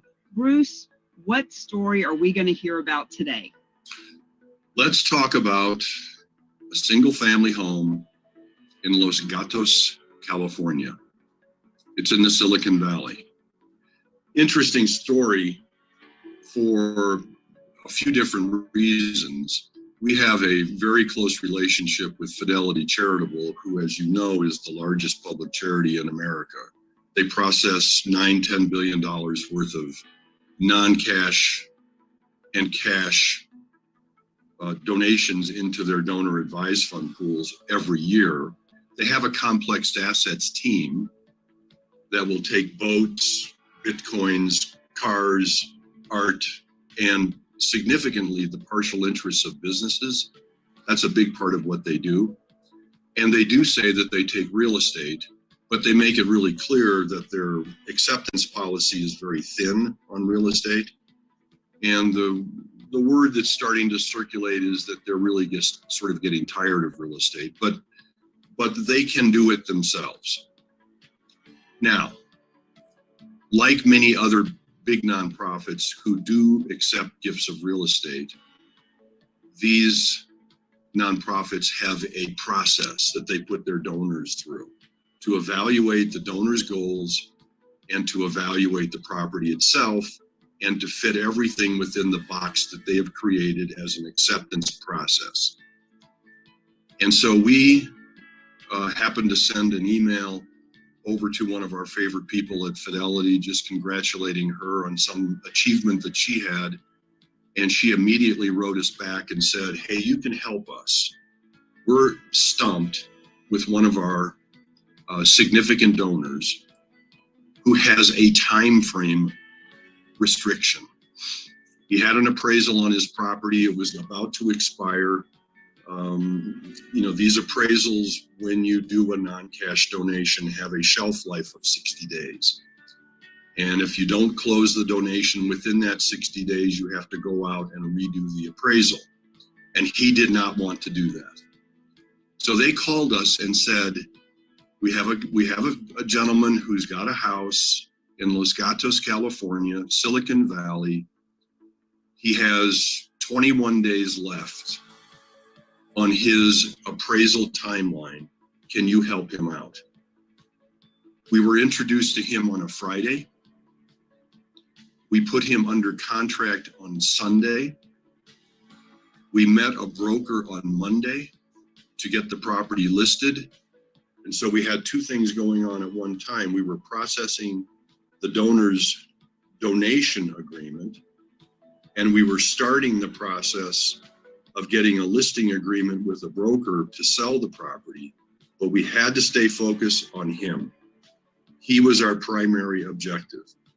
He had 21 days to close this donation, or he was going to have to redo his appraisal. We got him closed in 17 days. We had to go to a title company, get a title report. We had to do an inspection. There were 3 inspections, a roof inspection, a general inspection, and California requires some other kind of inspection. We had to pay for all these inspections. We had to not only engage the inspectors, we had to get them to do the work right away. We did that by promising to pay them immediately, which we did. We got the reports just in time. We worked with the title company, and we got him closed in 17 days, 4 days before his deadline, which made him super happy. We then did go under contract. We got 7 offers on this house, none of them rising to the level that we thought the house might be worth. This house appraised for $1.8 million. And I think I've told you, this was an 1,100 square foot home built in 1950. $1.8 million. Only in Silicon Valley. Only in Silicon Valley could that be true.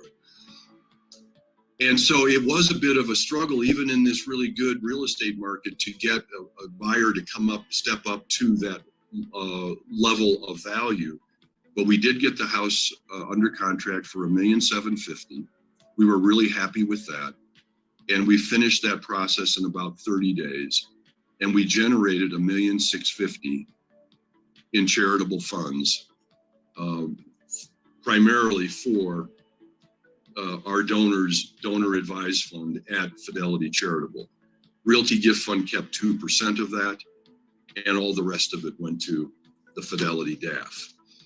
I might just finish this little story by saying that without our prompting, the donor wrote to our contact at Fidelity Charitable and asked one question: why didn't you introduce me to these people before? And she wrote back to him, and we were all on the email. And she said, our mistake, Realty Gift Fund is fantastic. They always do what they say they're going to do. And we're real happy for you. So I want you to say that again, because you were breaking up a little bit. Tell me what she said in the email again. Well, her response was, we're really sorry for what we put you through, but Realty Gift Fund is fantastic, and we're really happy for you. So, it's a close relationship with Fidelity Charitable that we have. It's now a close relationship we have with this donor, who has lots of friends and other people in his circumstances, and I'm sure we'll tell the story. Wonderful story. And just to be clear, as you have taught me, the charitable gifting of real estate is a 2-step process. There's the charitable gift and then the charitable funding. Right. And so when you said that he needed to close in 21 days, what he needed was that first step, the charitable gift part, where you, as a nonprofit, accepted the gift, got him free and clear of his ownership, got him the tax benefit that he wanted. That was step 1. And then step 2 was listing it, liquidating it, and putting the cash into the nonprofit world. Yes? Well, that's true. And so we owned this house. We took a deed from our donor and we were now the owner. It was a vacant house. We had to get insurance. We were subject to the utilities. We had to sign up with all the utility companies in the local municipality. We had to hire a landscaper to do what he had been doing for years, mow the lawn every 2 weeks so that it looked nice for the broker and all of his showings. We became the owner. And but then we did get it under contract. It was a little bit difficult to get it done. That process was slow. The process is slow around America these days with appraisers and lenders and what have you. And our buyers were going through a lending process. So they got snagged by that. It would have closed more quickly had it not been for that process, but that's the way the process goes. We were the happy owner of an 1,100 square foot, $1.8 million home in Silicon Valley. I did have thoughts about flying out there and just staying there for a night to see what it was like. But you know, I can imagine it. We've seen lots of homes like this.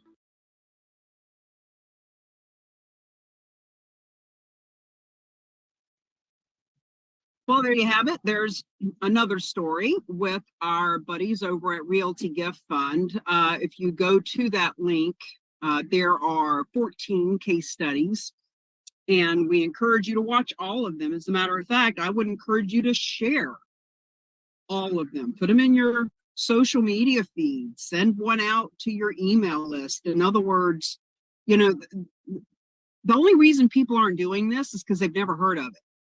And when they do hear about it, not only do they want to do it, but they're grateful that you brought it to their attention. And even if they don't do it, look at how sophisticated it makes you look that you know about it and that you're bringing it to their attention. Any comment, question before we get into the next section? All right, here we go. Share the screen.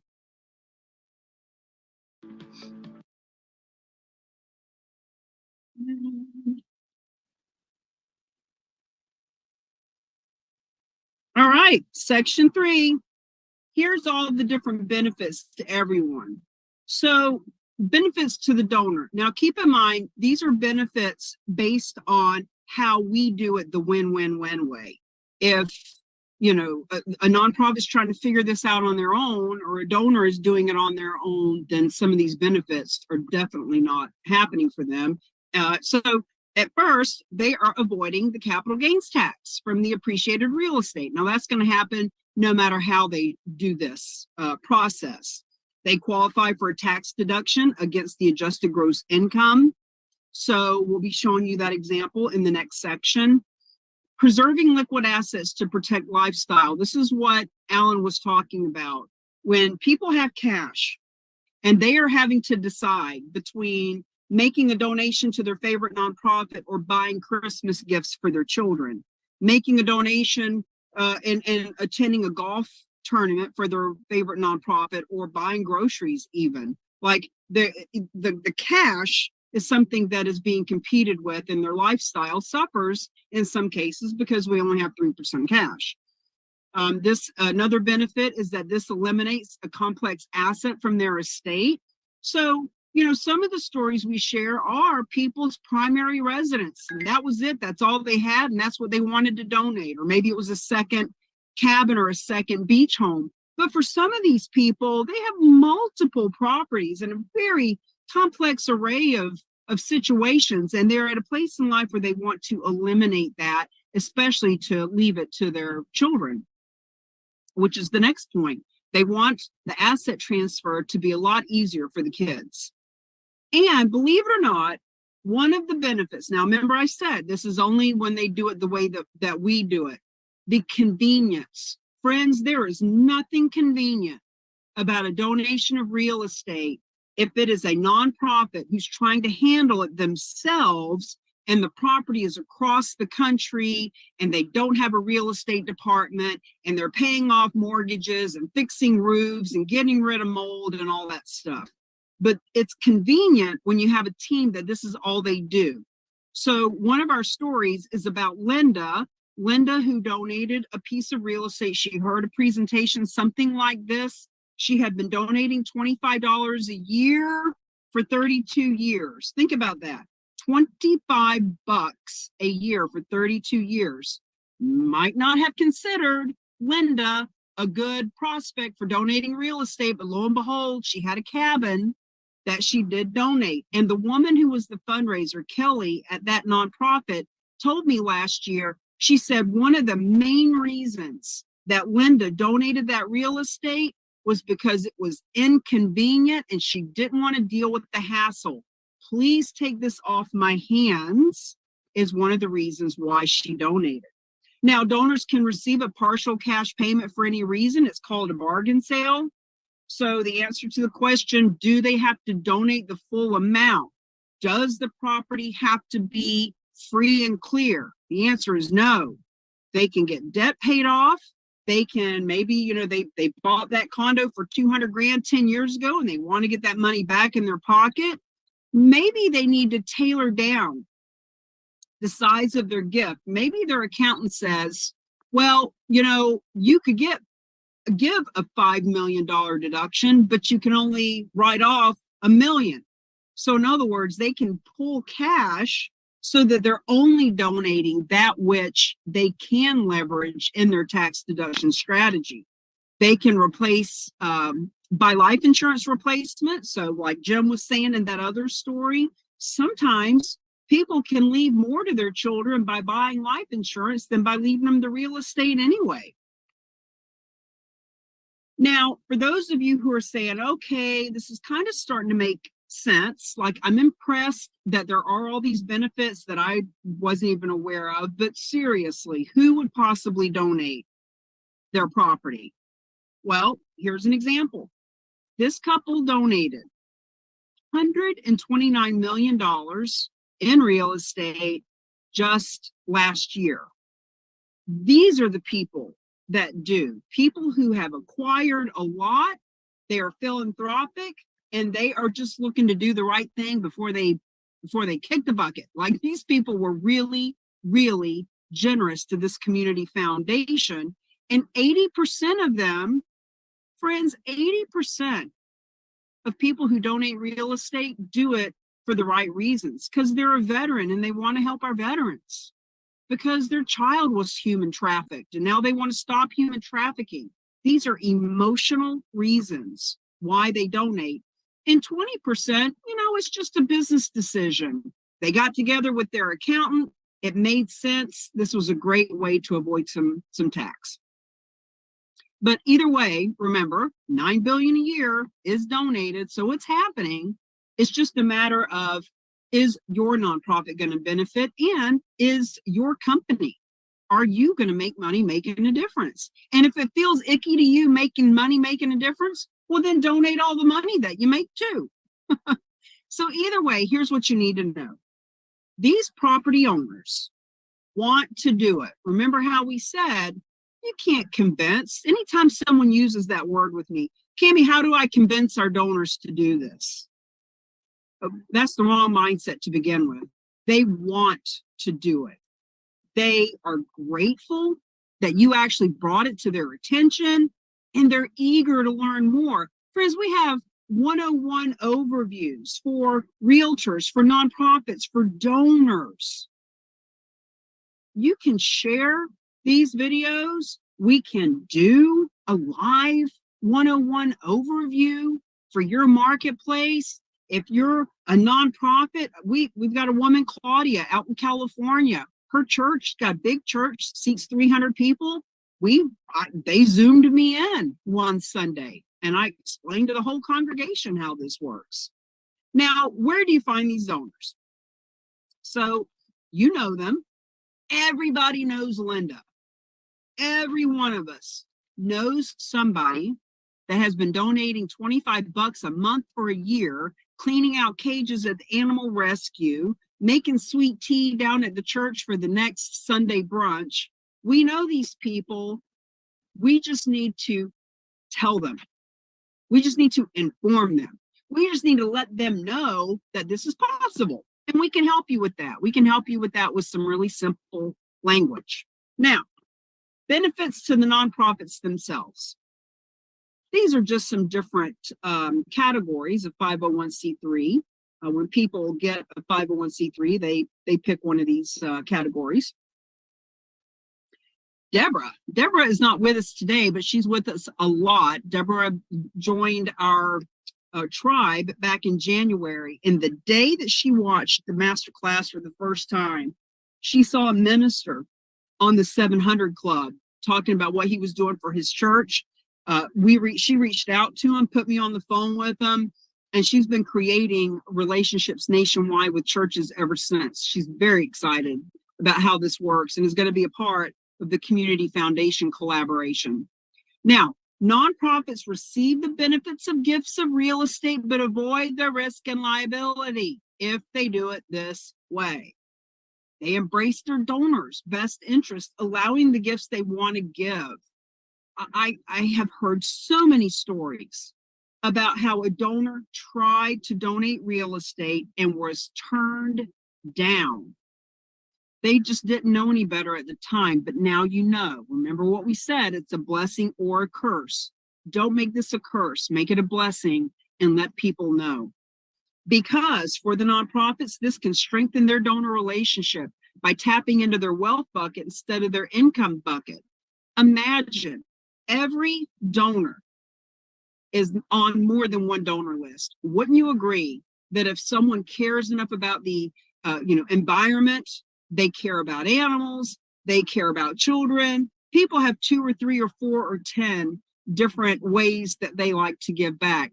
Those donors that are on your church donor list are also donating for the local food pantry, etc. And one of those nonprofits is going to teach them about this, and it will strengthen the relationship. The one that educates that donor is going to get the money.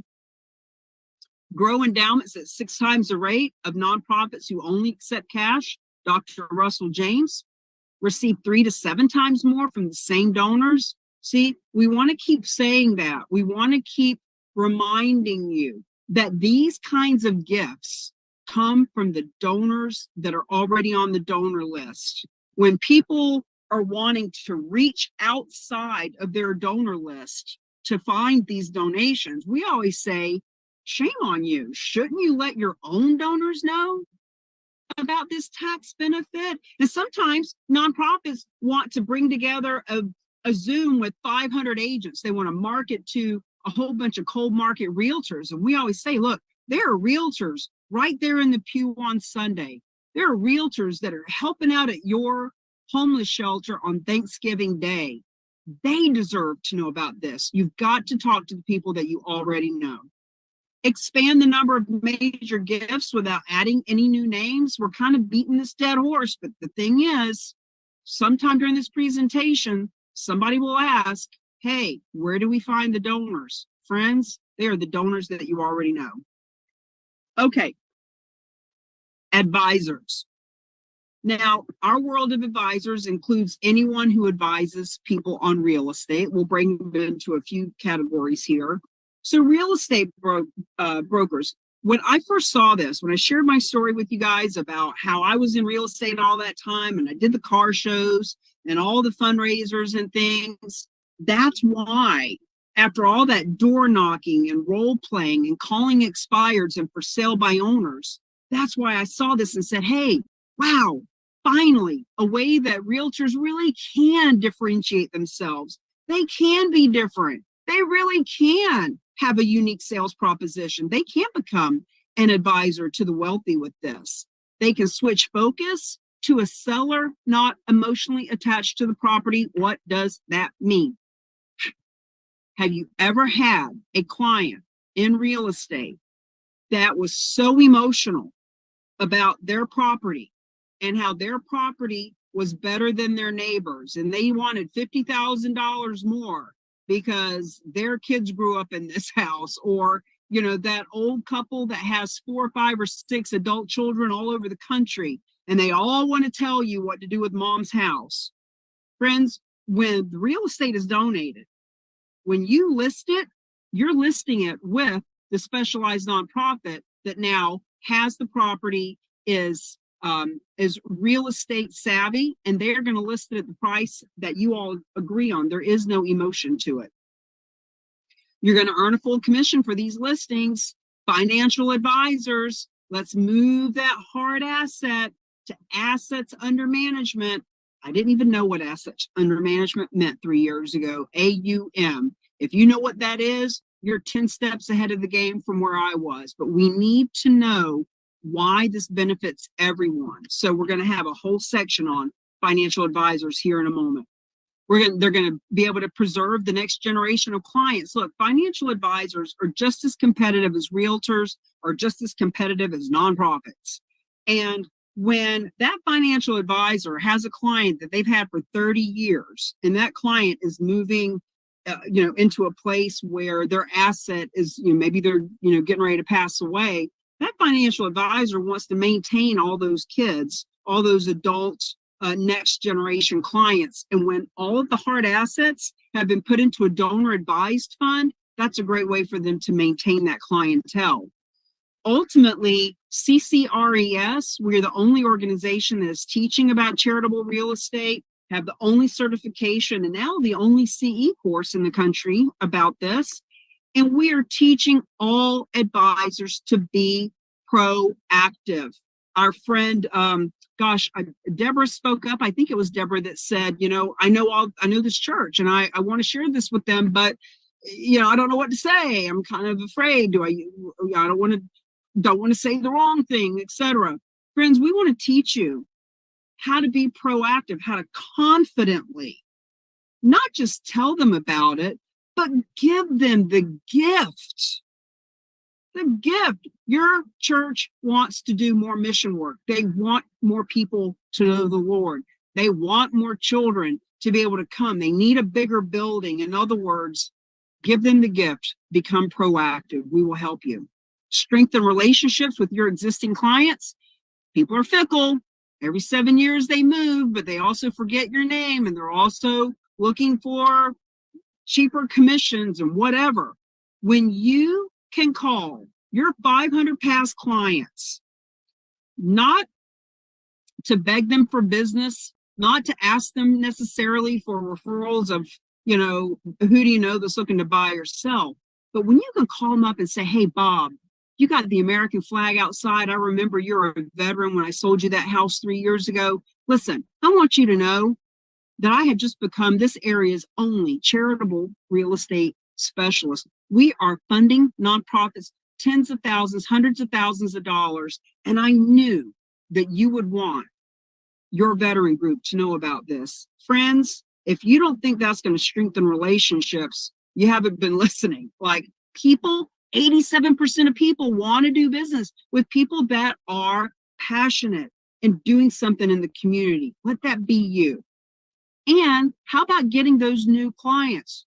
When you are talking to a nonprofit and their board about this, that board has people who have property. And you know what? Even if they don't donate the property, people who are alike know other like people. They know other people with multiple properties. They know other nonprofits and board members. You will be introduced and referred. We got story after story about that. This is all about business development. Let's make money because of making a difference. Let's make money and make a difference at the same time. Leveraging this marketing, like I was just sharing, share those case studies, share the interviews with all the other rock stars. We've got about 100 podcasts and interviews with others just like you, and you can share those to show people this is happening all over the country. This is, so I put in my Google alerts to let me know donated real estate, charitable gifting of real estate. So I get alerted 2-3 times a week with transactions that are happening with or without us. And this one is one where this property was just donated to this university. As you can see, the date just happened in October. We just want to keep you informed. This is happening all around us. We just don't know it because we haven't been looking for it. So end of section 3, but I'm going to go ahead and jump into section 4 because we need to catch up on some time. Let's jump right into these financial advisors and the donor advised fund. Now, for those of you who are not financial advisors, and you might think to yourself, this doesn't sound very exciting, look at this. Financial advisors initiate 65% of all major gifts. You want to be buddies with them. You want to invite them here to the masterclass. You want to do cause marketing campaigns with them because they have the clients that need to be more philanthropic and need the tax deductions. And now you don't have to just have that one financial advisor. All of us realtors go to Panera's and spend an hour with a financial advisor and promise to be buddies forever. Friends, you can go and share this with 50, 100, 500, because you are giving them the gift of having information that they didn't know. These people know clients that want to be more philanthropic and that need tax deductions. Here's what they don't know. Here's what they don't know. They don't know about the third way. They don't know how easy this can be. Even they that reach out to Fidelity, Charitables, and Schwab and Vanguard, friends, those places don't want to do real estate. They make it difficult. We don't. So the favorite nonprofit of a financial advisor, and by the way, my nonprofit friends, stay with me. Don't be thinking to yourself, well, I don't want the financial advisor going and putting money in a donor advised fund. I want them to give it right to me. When we teach you how to meet and mingle with these financial advisors, they've got clients with millions of dollars already in donor advised funds. And we're going to show you right now that that is a fund that you could get a grant this week. 5,000, 50,000, 500,000. So stay with me. The fastest growing public charity in the nonprofit world is the donor advised fund. I did not know. I didn't understand donor advised funds for the first year. So we added this module so that you can skip that learning curve. It is a charitable investment fund regulated by a public charity that is funded by the donor. So I like to break it down. It is a fund that is advised by the donor. It's funded by the donor. It's administered by a qualified sponsor like Fidelity or Schwab or Vanguard. It's directed by the donor and grants money to other nonprofits. So let's say, for example, the donor loves their church, but they're selling this property and they're getting $500,000. And they don't really think that the church would know how to manage that right away. So maybe they put that $500,000 in a donor advised fund that grows interest, and maybe they just give $50,000 a year to that church for 10 years. It's an alternative to a private foundation, which has a lot more stipulations. It entitles the donor to a tax deduction, fund grows tax-free, grants are made tax-free. So some people who own real estate don't know what nonprofit they want to give it to, but they know they need a tax deduction right now. So they liquidate the property, they put the money into a donor advised fund, they got their tax deduction, and maybe over a 6-year period, and now that money is growing and they can give it to any nonprofit over any length of time. It can be their whole life, or they can leave it to their children. The donor can continue to make contributions to it. They could put money in there from selling stock or cryptocurrency, anything. They can make as many grants to nonprofits as they like, of any size, any time. So the donor advised fund, here's some advantages to the financial advisor. The direction of the charitable account can include or be passed to others, say from initial donor to the next generation. So you got Bob and Mary, they're in their 70s, they got tons of property, they've got little Billy and little Alice, and they know that little Billy and little Alice don't want that warehouse, they don't want that strip mall, they don't know what to do with that RV resort. So they're able to take all that and put it into an account that's easy to give to the children. The financial advisor often retains this next generation. We talk about that a lot.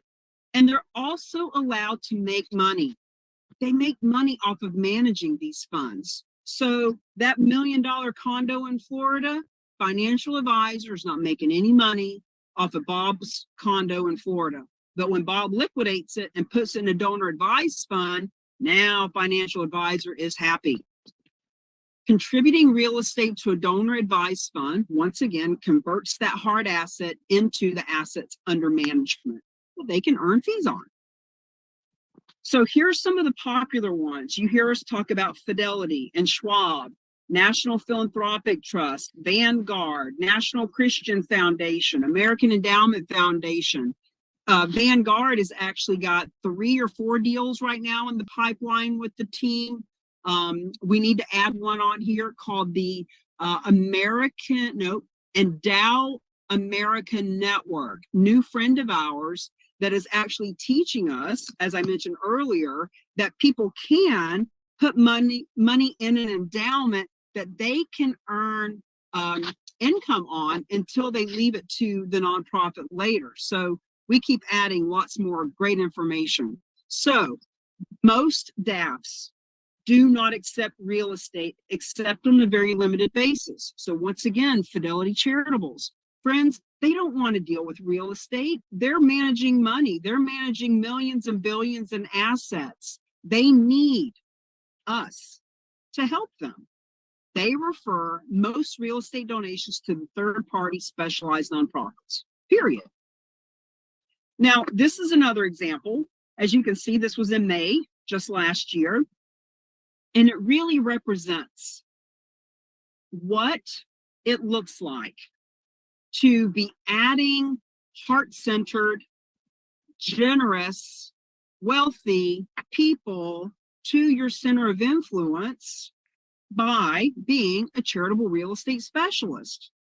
This house is not something that this person could not unload. This was someone who needed a tax deduction and loved their nonprofit. So let's go ahead and have a couple of questions before we jump into this second to the last section. Rhonda, can I view the remainder of the presentation on the website? I won't be able to finish with the live presentation. We have the recorded version. So if you go to therock.com/store, you would see Masterclass as our first product. We do these live on the first and the third Tuesday for free. And for people who want to watch the recording, we have it on there for $47 for people. I can't tell you how much goes into creating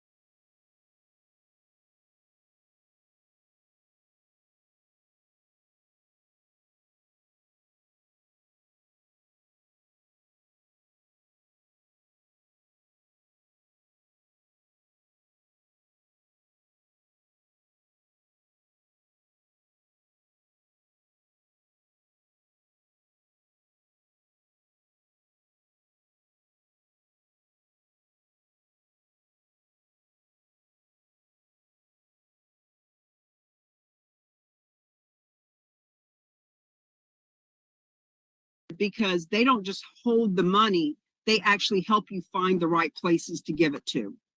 Okay, that's perfect. Thank you.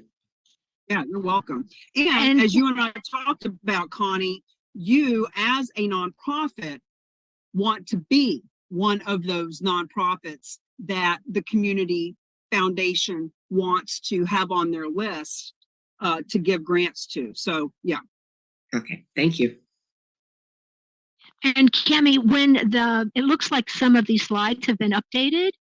So when that happens, what happens with, are they updated for the, shall we call them members? Do you mean the recording of the masterclass? I do.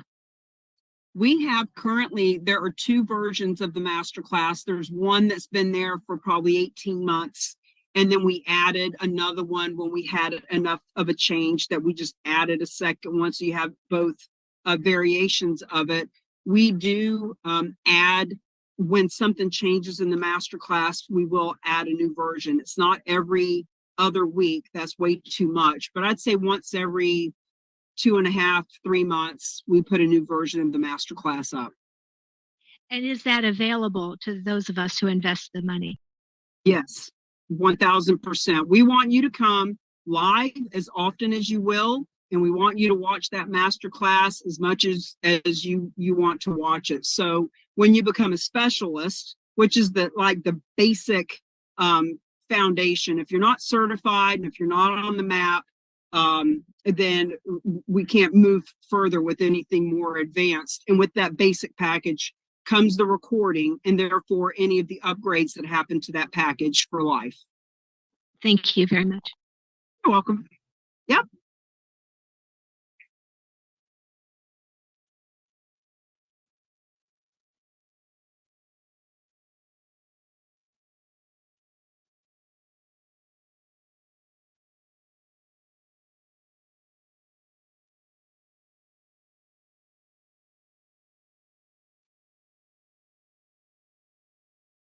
Yeah, Sam is always doing this on Clubhouse. He's really social media focused. As a matter of fact, I have us live right now on Facebook Live and the Real Agents of Change private group. There's about 1,000 members in there, Deborah, and sometimes I do it live on there as well. So, yeah. Where was that you do that live, please? You said Clubhouse or somewhere else? Well, Sam does it in Clubhouse, but here, let me put in the chat. Facebook.com/groups/the Real Agents of Change. That's our Facebook group that you can go join for free as well. Thank you. You're welcome. All right, let me see. Let me find.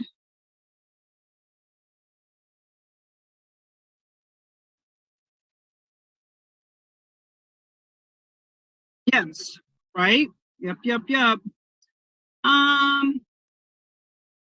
me see. We've got so many great stories. I'm gonna play.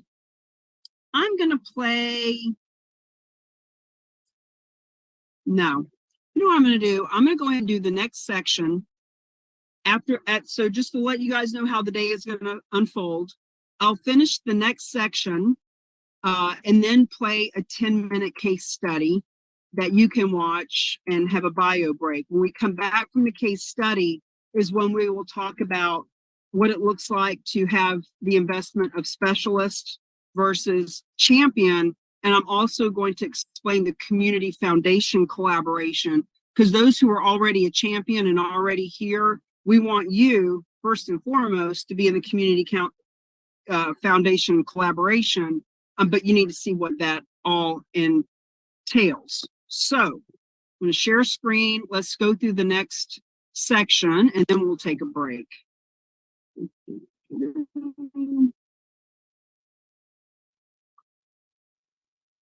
Okay, section 5, we're going to go through what qualifies as a gift of real estate. We're going to talk about I'm going to show you the comparison between a traditional sale and a donation of real estate, because everybody wants to see that side-by-side comparison. So let's go through that. Okay, What qualifies, basically in a nutshell, no timeshares, and it needs to have equity, and it needs to be marketable. So when you think about it, now that you understand there is a nonprofit that is taking title to this property, and that nonprofit is not going to take title to a property that A, doesn't have equity. So sometimes people will say, what about probate? What about foreclosures and short sales and whatever rabbit hole they're going down? And I say, well, the property has to have equity because it is the equity that's going to the nonprofit world. And people will say, what about property that's contaminated? What about property that doesn't sell? What happens if the property doesn't sell? Well, it doesn't matter because it's a specialized nonprofit that's taking title. So first and foremost, they are educated. They are smart cookies. They are not going to take property that they don't think they can sell. And if they do take property that they paid off a mortgage and gave the donor some cash and now they've got title to it and it doesn't sell, well, no skin off your back or mine or the church or the veteran group because they're the ones that have the title to it. So let's get into the details of what properties will qualify. So it can be any kind of residential. Sure, it's primary residence, it's second homes, it could be, a beach chalet, or it could be any kind of residential investment properties. We know people that own 100, 200 individual single homes all over the country. Sure, they can donate some of those.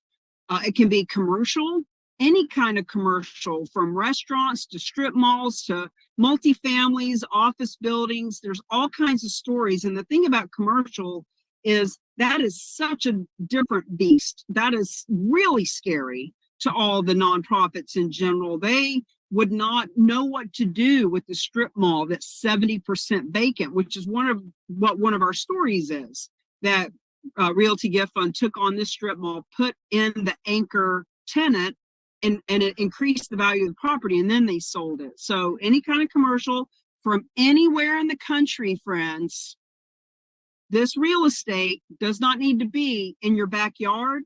It doesn't need to be in the same town or state as the nonprofit that's receiving the proceeds. This is real estate from anywhere in the country, and in some cases anywhere in the world, because if the owner has tax consequences in the United States that they would pay capital gains on that condo in Paris that they sell, then that could be a potential donation of real estate too. So land, raw land, residential, commercial, farmlands. Once again, no timeshares. It's just not real property.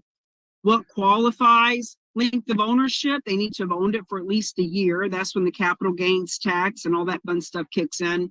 Marketability. So it could be a property that's not marketable right this red hot minute because the current owner won't put $100,000 roof on it, or because the current owner won't reduce the price because of their tax consequences. But if they find out that they can write off the appraised value as the basis for their tax deduction, they might take that tax deduction.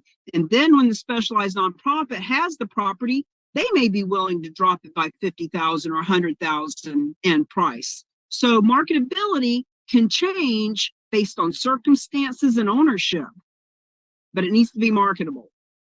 The tax consequences, what qualifies? 80% of the people that we work with are people that want to help the nonprofit world. We're not looking for people who necessarily want to get one over on the government, although for those who want to see the government get less money and the nonprofits get more, that's always just a nice result of what we're doing. Minimum equity, we're looking for $250,000 in minimum equity. There's many stories of way less than that. The story of Linda and the cabin that she donated, there was only actually $39,000 in equity from that sale. But the situation just called for it. Realty Gift Fund was making a relationship with that nonprofit. So even though the minimum we're looking for is $250,000, there can be exceptions to that rule. And when you consider that the average equity is 550, actually 600,000. Actually, as of today, last year, there were 32 transactions done by the team and $32 million donated to the nonprofit world. So frankly, the average is $1 million per property now. So with that being said, the minimum equity is not as big of a deal as you might think. Maximum size, unlimited, any size. There is enough backing, financial backers to pay off any size mortgage. If the property has equity and it's marketable, we'll do the deal. What are the documents required? Net gift estimate. So Cammie, how does this look? What happens? Donor raises their hand, says, you know what, I got a property, I think I donated, let me see what the deal is. They are introduced to the specialized nonprofit. The nonprofit that brought the donor to the table can be there. The realtor that brought the donor to the table can be there. The donor's financial advisor or CPA, whoever, can have a whole party on Zoom. When the donor's specific property and situation and mortgage payoff and the whole thing is all out in the open, they do 2 net sheets. One, if it's a traditional sale and they just sold it and paid the taxes. And the second one would be what their situation would be if they donated it. When the donor says, yes, this is something I want to do, then the net gift estimate is the guiding document from start to finish for the whole process. Now, donation agreement versus bargain sale agreement. If the property is free and clear and no money exchanges hands, simple donation agreement. If a mortgage is paid off, there's liens, donor wants cash, if even $1 exchanges hands, it is called a bargain sale. And that's the difference between the documents.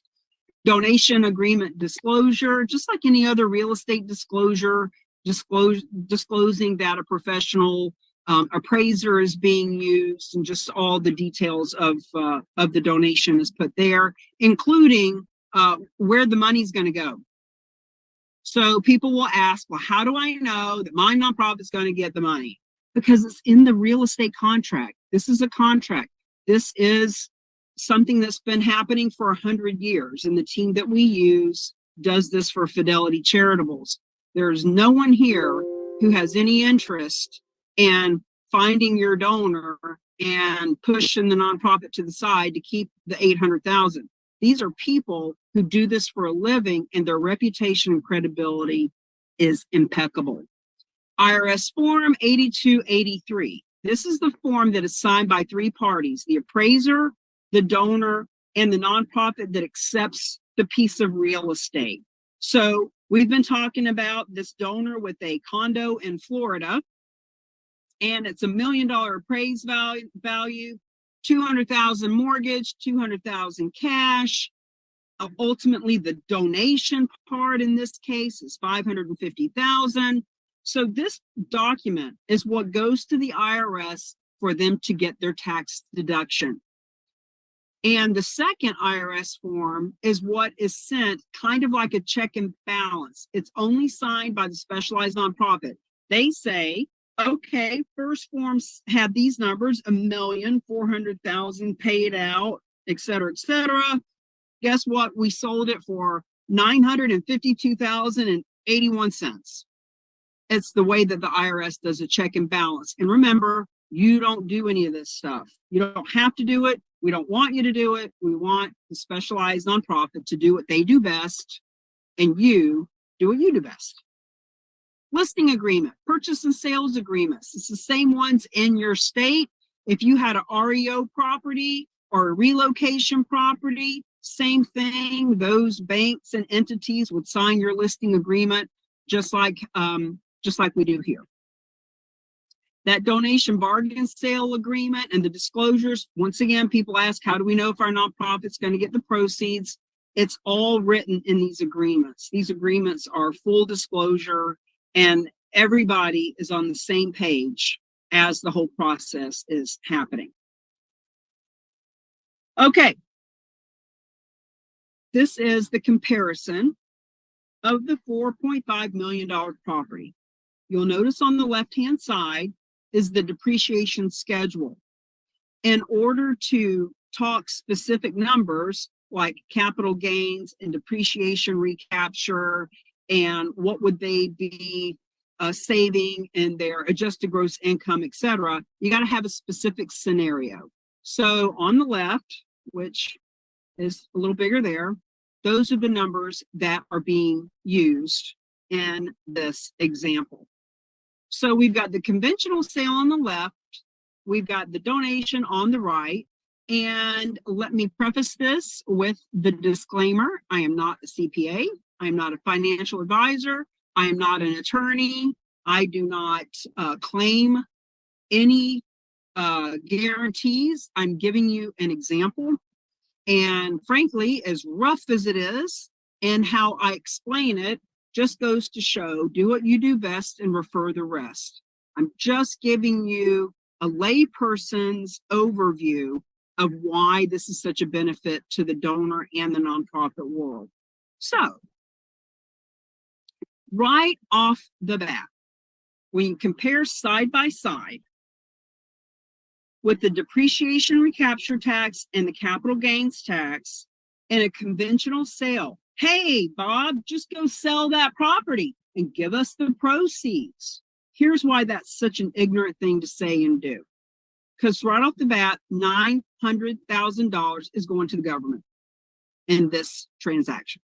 So $900,000 more is going to go to the nonprofit from that piece of the pie. Cash benefit. This is a $4.5 million piece of property minus the 7% closing costs of the real estate agent and taxes or whatever. So it's a $4.1 million piece of property. But now that we are removing that $900,000 from the conventional side, this donor is actually only getting a 3.3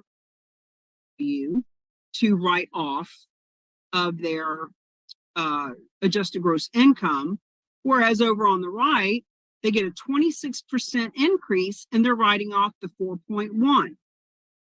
The cash benefit to the donor is much higher, and so they are paying that much less in taxes.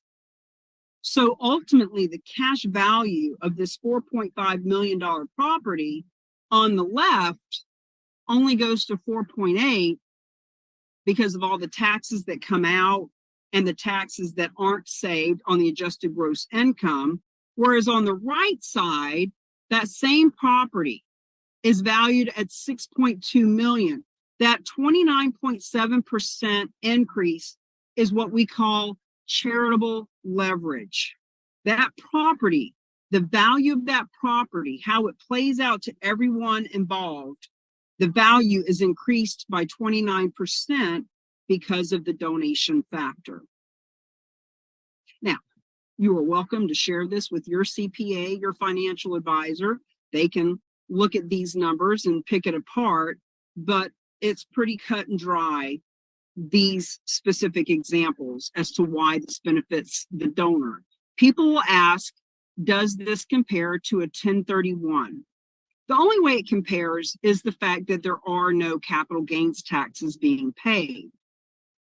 But the donor needs to have philanthropic intention, because even though capital gains tax isn't being paid, there's a lot of money that could have been proceeds that is going to the nonprofit world. So it's only really for philanthropic people and from that perspective. But the other thing is, with a 1031 exchange, there's all those dates. I remember doing them with clients in the past. High stress value. Am I going to find the replacement property? Are all the dates and times going to be met, etc.?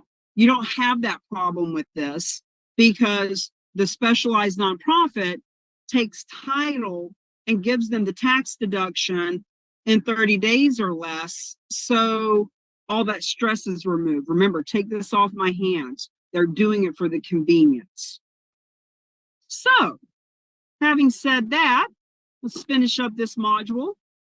This is what the preliminary property evaluation looks like. So if you go to the rock.com/property evaluation, you'll see something similar to this in digital form.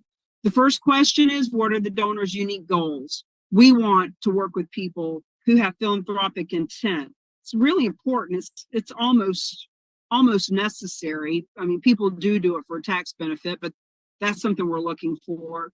And then the typical information about a property that any real estate agent would get. How much do you think it's worth? How much do you owe on it? What kind of repairs are needed, etc. Now, these are two examples of other donations that I found online. This one over on the left is a wealth management company that is promoting why charitable gifting of real estate is a good idea.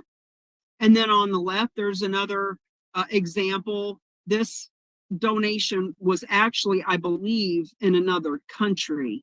This one was. But the point is that these are popping up December 9th for this one, October 19th.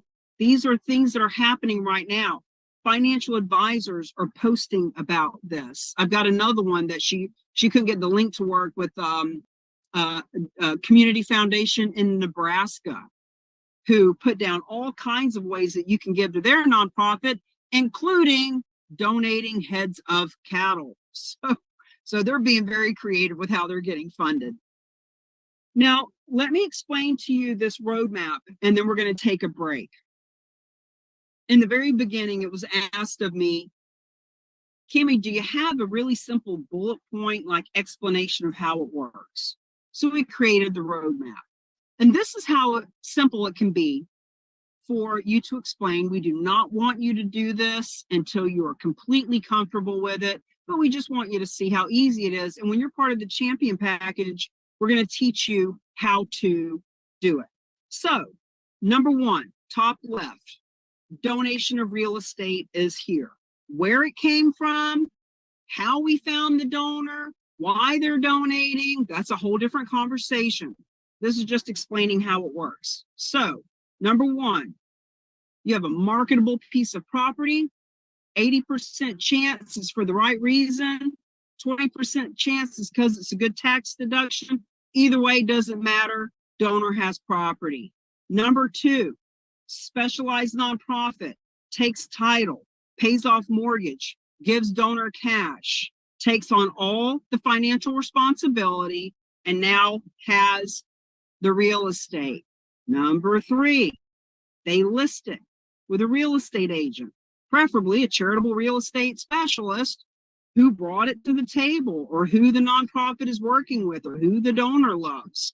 That real estate agent lists the property just like any property they've ever listed before.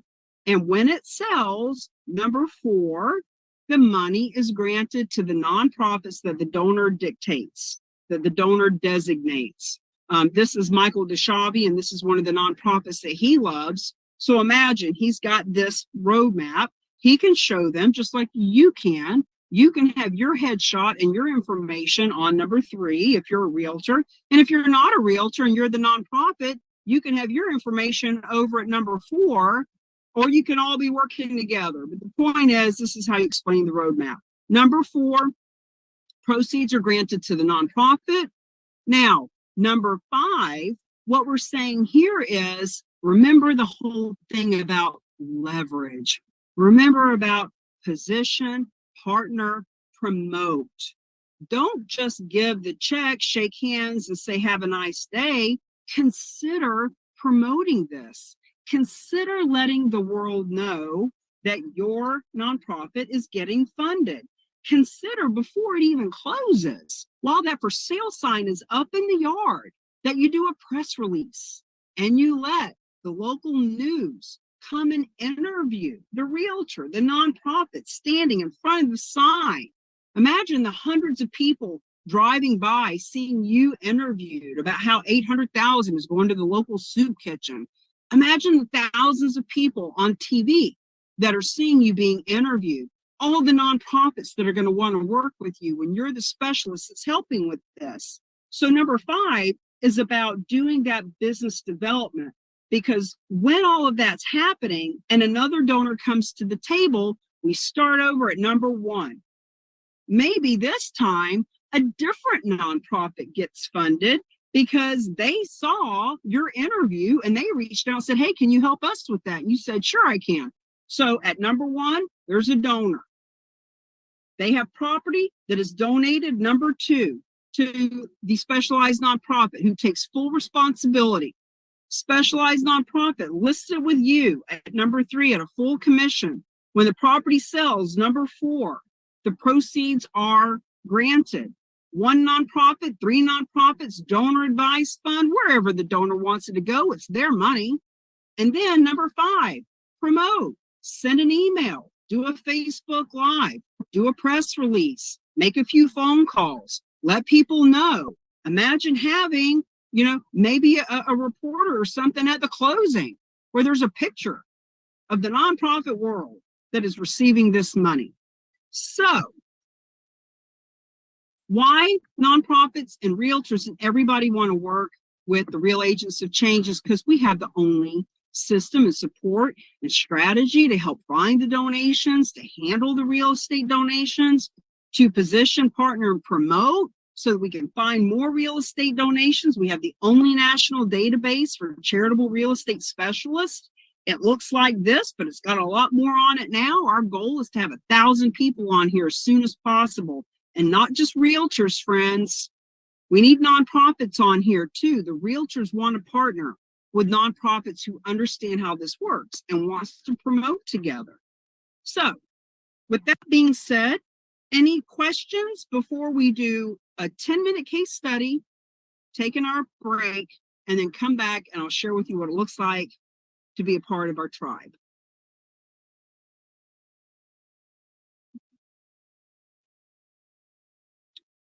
Charitable leverage. Kim, you picked up on that. That is a good one.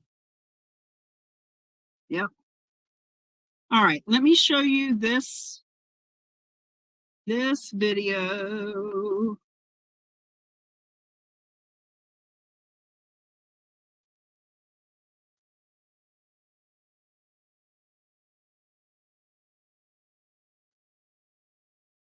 You guys can come here and watch as many of these videos as you like at your own leisure. I'm going to play this last one. It jumps out at me today.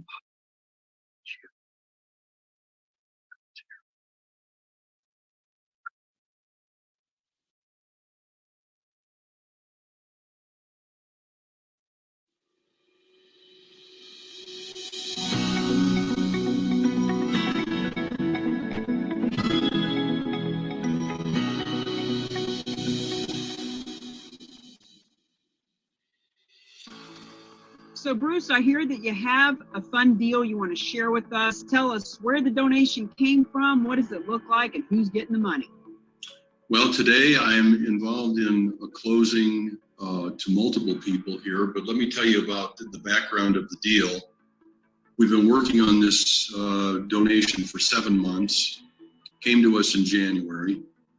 It was a 3 parcels of land that were being used commercially up in a small town, northern Minnesota, called Pine City, north of Minneapolis, on a lake, surrounded by residential properties, but there were 2 historic buildings on these 3 parcels that our 2 donors wanted to donate to us. They tore down one of the buildings. The oldest historic building is still there, a big brick, beautiful building, contaminated with asbestos mostly, maybe some oil and gas.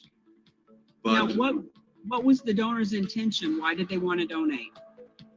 Well, they are charitably inclined. They both have donor advised funds already established at Fidelity Charitable, and they are partners who used to both live in the Minneapolis area, and they did many deals over their lifetime and had a portfolio, and this is kind of a remnant.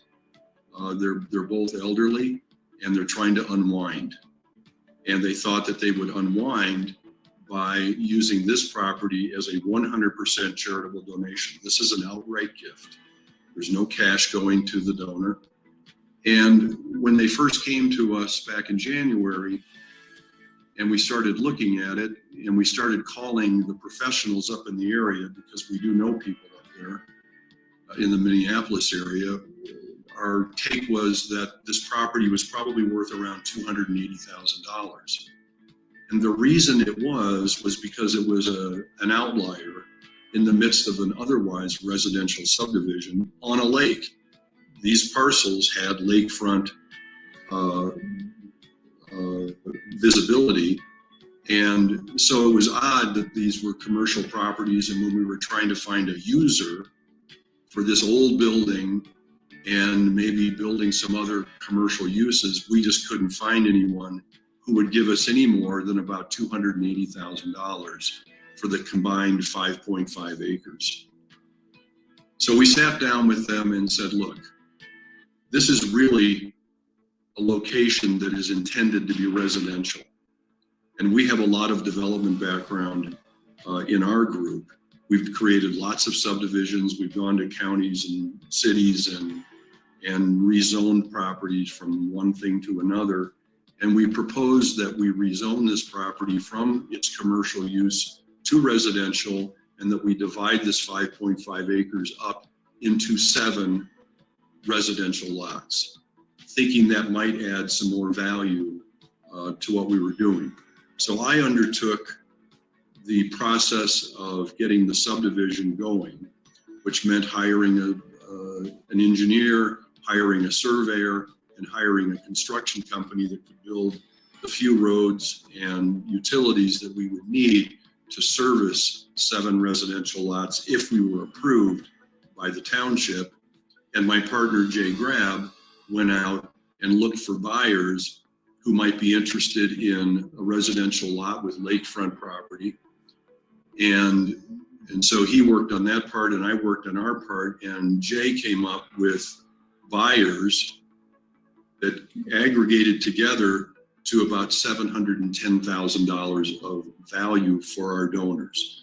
So if we were able to create the subdivision, we were going to take the property from being worth $280,000 to $710,000, all of which was going to flow into the nonprofit world, although we were going to have some cost in doing all this.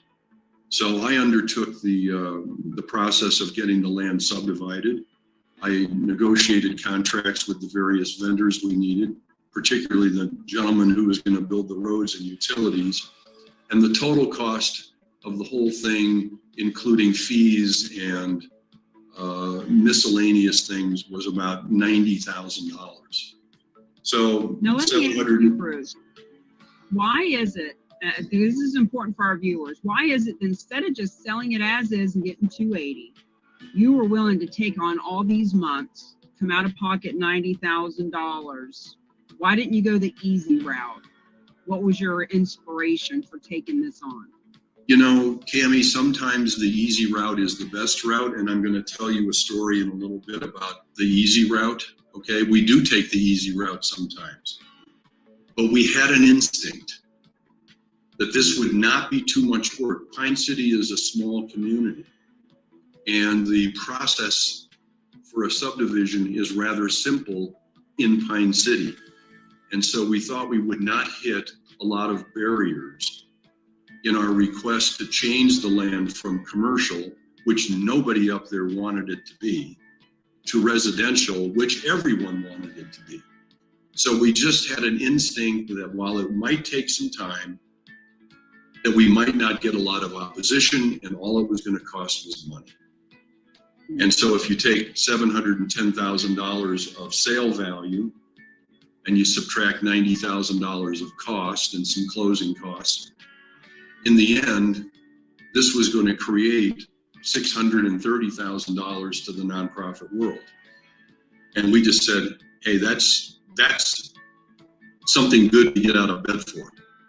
And we did. And we went through 5 different public hearings. We went through a construction process, which then had to be inspected. And when it was inspected, it wasn't perfect. We had to go fix it. And all of our vendors were really eager to help us because they knew, I mean, these are contractors and surveyors and engineers. They knew that what we were up to was to create funds for the nonprofit world. So we got a lot of cooperation from everybody in the community, including the HOA and the title company. There was no broker involved. We went direct to, Jay was able to go direct to some buyers, and that saved us a lot of money. And today, I am signing documents to close on the final lot sales tomorrow, which is going to create this $630,000, which will be divided by the two donors equally, going into their donor advised fund with Fidelity Charitable. And, you know, they are thrilled. They didn't have to do anything. They didn't have to spend any money. We got a lot of cooperation from the vendors up there. Our out-of-pockets were rather minimal because we said to them, the day we close the sales is the day you will get your check. That's $90,000 worth of checks, you know, just sort of sitting there waiting for us to perform. And they believed that we were going to be able to perform, and we did. So for those watching, a donor advised fund means that the donor can advise.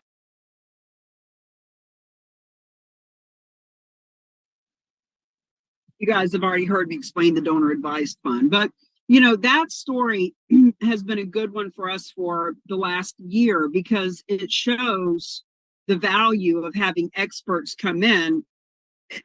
Another nonprofit, first of all, they wouldn't take it 99% of the time. They just won't take real estate. But if they had, they would have been grateful to get the $280,000 that it was originally appraised for. But when you have experts that can look at it and say, well, wait a minute, let's do a little something here. Let's make a little bit of an investment, because at the end of the day, when they sold those properties, they got $700,000 when they had 7 separate residential lots. When they minus the $90,000 that they had put in, it's still $610,000 as opposed to $280,000. So, any questions about any of that? Yes. Did they use 2 different donor advised funds for the 2 parties? Yes. Yeah. Yeah, I just wanted to see how flexible all of this would meet out. Thank you. Yeah, super flexible, Deb. So, you know, for example, they could have put $100,000 in a donor advised fund, $100,000 to the church, $200,000 to the community foundation. In other words, once the property has been liquidated, it's up to the donor as to how they want to disperse the money. Thank you. Welcome.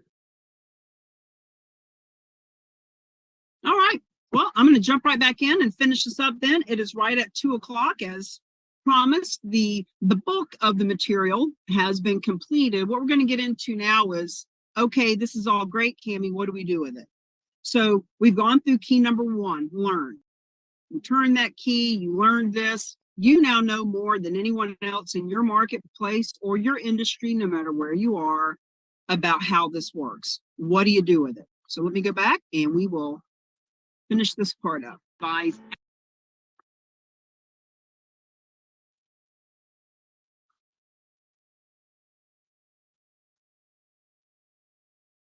Choose your path, specialist only or champion. Now, I tend to confuse people here, but just know that being a specialist is the very first step. So what does that look like? Well, Dr. Russell James is one of our biggest advocates. He wrote the foreword for our book. And I love that I can quote him because I couldn't get away with saying this, but everybody loves him and it's okay. He says, I'm a numbers guy who teaches tax law and publishes research in economic journals. My research analyzes massive data sets covering hundreds of thousands of people and charities. The numbers are clear. Transformational philanthropy comes from major assets like real estate, but numbers aren't the problem. The problem is action. People can understand the idea and nod their heads at the numbers, but then nothing. They don't act.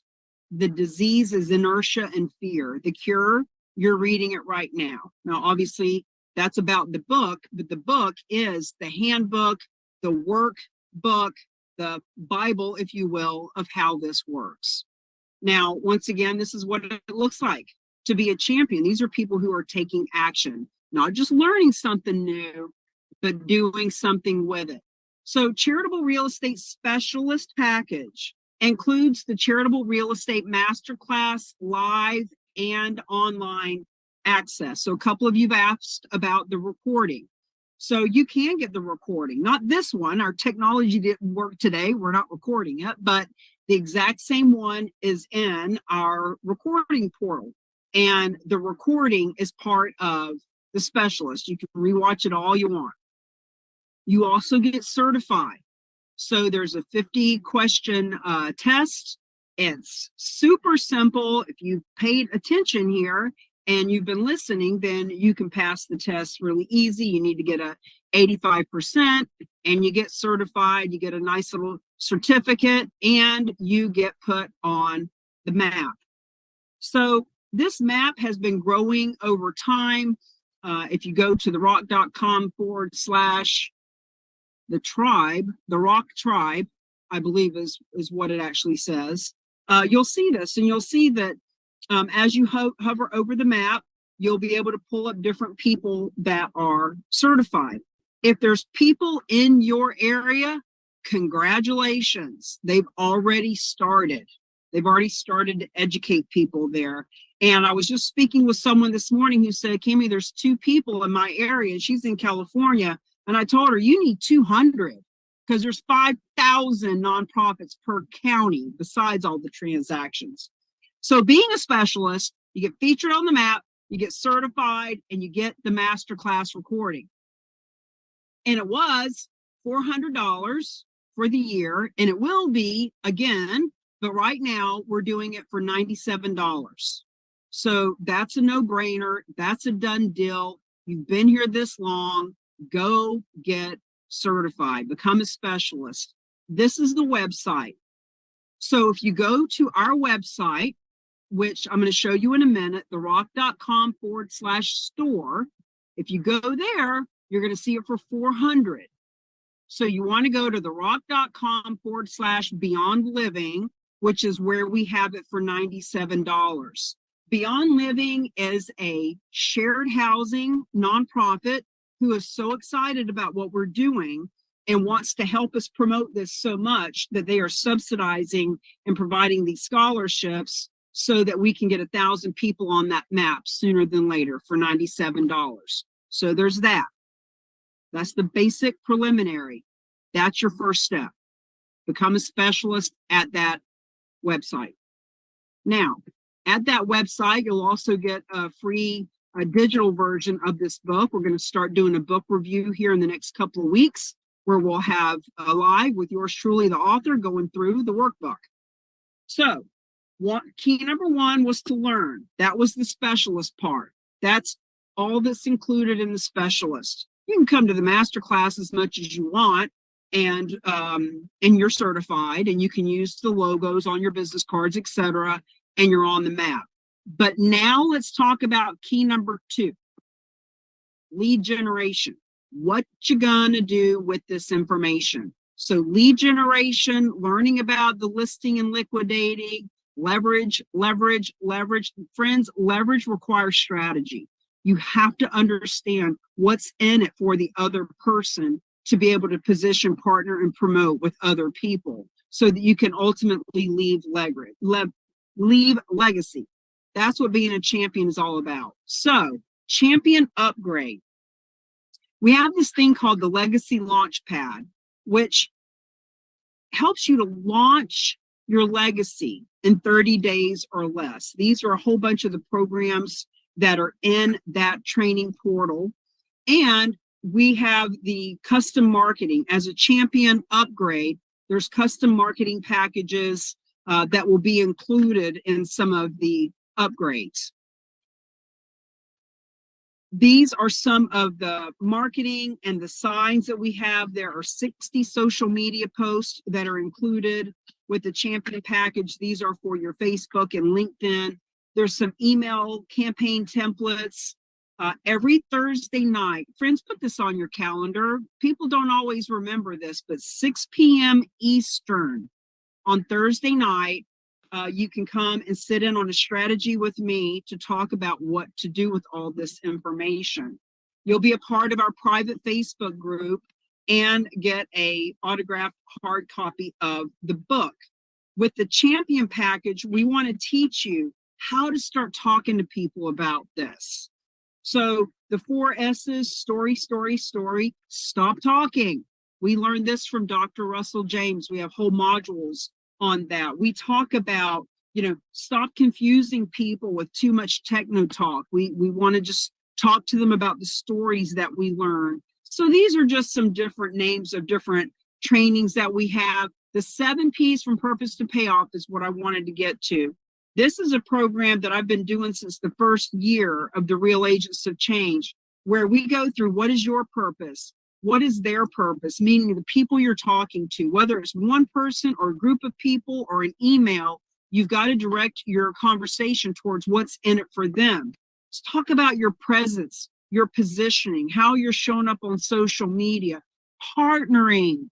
Who can you partner with? How do you partner with them? How do you start promoting together? Because the payoff for being a part of all this is to have more influence and have more impact and income and inspiration. Now, this one program, back in 2020, I was doing a weekend, a course on this for $597. This is a bonus when it comes to the champion package.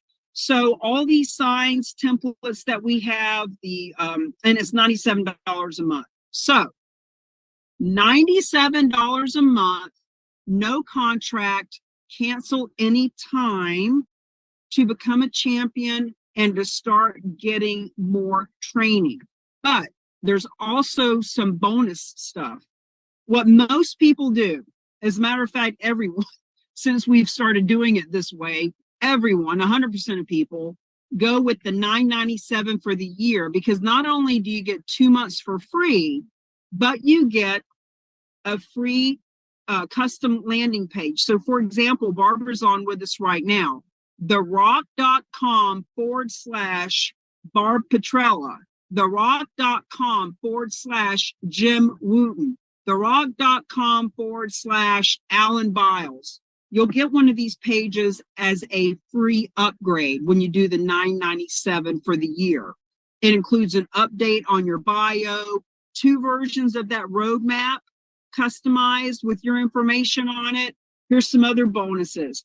I'll be doing an interview with you, a recorded interview on Zoom, where we talk about you being a real agent of change.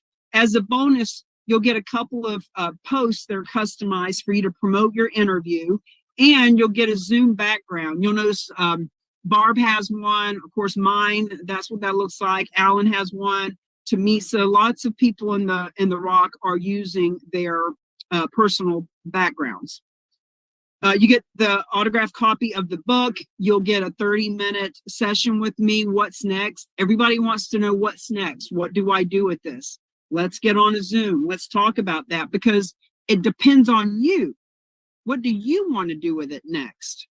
Now, the cause marketing campaign is another bonus I'm throwing in for the $997 for the year, because this is what I was teaching. Remember all those flyers I put up, the Habitat for Humanity, the Realtors for Real Change, all those cause marketing campaigns I was doing for the coat drives and the diaper drives and the bra drives.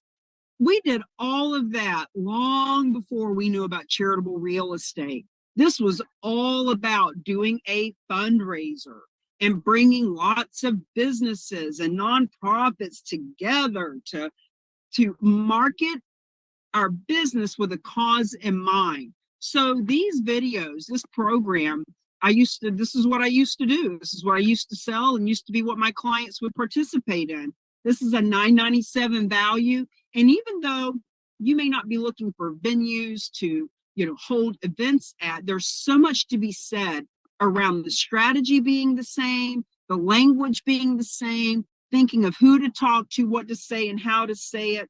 All of these things. This is a great program. I'm actually going to start selling this online for probably $197 just to teach people cause marketing campaigns. So once again, specialist is first. $97 for the year to be specialized, to be certified, to be on the map. Every year it will renew at the $97 or whatever you paid for it. Some people paid $400 for it. You're paying $97. The second thing is to become a champion. You can either have a $97 a month, cancel any time to get access to pre-created stuff and come to the strategies. If you want the custom stuff to be built in, it's the $997 for the year. And here's the part that I really, really, really wanted to get to for you. Okay, let me get past the champion stuff. We've already talked about all the champion stuff. The new collaboration, the Community Foundation. Now, you have to be a champion. You have to have the $997 champion package because you got to have a landing page that's customized. You got to have that Zoom background and all that fun stuff to be able to do this. So, Community Foundation collaboration. Let's talk for a minute about what a community foundation is. Community foundations are the heartbeat of the communities that they serve in the nonprofit world. They are the original local donor advised fund. They've been around for 60 years and they are specifically focused on their community. So community could mean state, like New Hampshire or Rhode Island. Oops, knocked over my phone. It could mean city, like San Diego, it has a community foundation, or it could be demographic, like Charlotte Jewish Community Foundation, or they actually have a Black philanthropist community foundation in the Carolinas as well. So community means just that, whatever your community is. So the community foundation is to a donor what realtors are to a for sale by owner, meaning if a for sale by owner is trying to sell their property with no expertise, no guidance, no marketing to back them, the for sale by owner is going to have a hard time and isn't going to get as much money, and it's not going to be as professional or easy. So when a donor is looking to donate to charities, a community foundation guides them just like a realtor would guide a financial advisor. So the community foundation has the knowledge and the guidance and the expertise and the vetted nonprofits to put together with the donors. They are extremely well respected in their community. Just being a part of the community foundation levels you up, and to be a partner with them is what we're talking about. Now, the Amelia Group, there are 600 community foundations nationwide, and the Amelia Group is the top 50 that manage 500 million or more in assets. They already understand real estate. They wouldn't be managing that much money if they didn't take non-cash assets, especially real estate. So they're much more likely to be open to the conversation about it. This is an invitation-only exclusive group. They don't have a website or a logo or an online presence. They are a hand-selected group. And we have a liaison with the community, with the Amelia Group. He wants to provide rock stars. He wants to provide a real agent of change realtor. This is about realtors. He wants them to meet us so that we can help them get more gifts of real estate. So what we're doing is we're putting the real estate agents together with the community foundations via a warm introduction. This is not about cold calling. As a matter of fact, if you cold call any of them, you will be excluded from anything to do with the real agents of change moving forward, because we're telling you we have somebody to make the warm introduction, to make us look professional, to guide you into that conversation, And if you're cold calling them, you're not representing us the way that we are wanting to have this sophisticated conversation. Number two, 87% of consumers, customers, and clients in your marketplace, no matter what industry you're in, 87% of people want to work with those of us who are community focused. And when you can show up in your press release and in your social media and in your title that you're part of the community collaboration, community foundation collaboration, I'm still getting that down. It elevates you in the community. This is about us leaving that impact and influence by going straight to the top. So you are welcome to reach out to any nonprofit, all the veteran groups, all the homeless shelters, all the churches, all you want. But what we're saying is we have an express route, warm introduction to the top, to the community foundations that are the pulse, that are already granting out millions of dollars to thousands of nonprofits in the community. So we're helping you to get influence and impact immediately. This is how we are leveraging the resources and relationships for more revenue for you and for the nonprofit world. So these are all the benefits for this collaboration. And ultimately, our tagline, our motto, our vision, our mission is to help everyone make money making a difference. Make money while they're making a difference. Make money from making a difference. They should go hand in hand. So how can you become one of these credible rock stars? Is first and foremost, you have to be a champion. You have to want to take action and do something in your community and get paid to do it. So first, you got to be a champion. And second, you really need to qualify for this, because not only is the reputation of our friend at the Amelia Group on the line, not only is the reputation of the Real Agents of Change, but this is a big deal, putting us in front of thousands of nonprofits, giving us a way to bring billions, with a B, billions of dollars to the nonprofit world, save lives, save environments, save animals, save veterans, help our churches. And we can't do that with somebody who just got their real estate license or who isn't, really entrenched in the community and has a large center of influence. So you need to be a real estate agent full time, can't be part time. This has got to be your life. This has got to be your career. So when you are full time and you are willing to make introductions to not only willing, but excited to do it. And you need to be able to commit to these times. So first of all, you got to be a specialist and you got to be a champion. And then the Community Foundation, we've got a whole other packet of marketing and 13 weeks of live Zooms trainings. And it starts January 19th. And it's going through April because we've got List the Legacy Listing Month in April. And this is going to include marketing for List the Legacy Listing Month. So it's going to include that warm introduction between you and your local community foundation, the marketing for the List the Legacy Listing Month. We're going to send you actual signs, the donate real estate signs that you can put in your office. There's a whole bunch of stuff that's included. There is a video that you can get to watch from last Friday where I explain exactly how all of this works.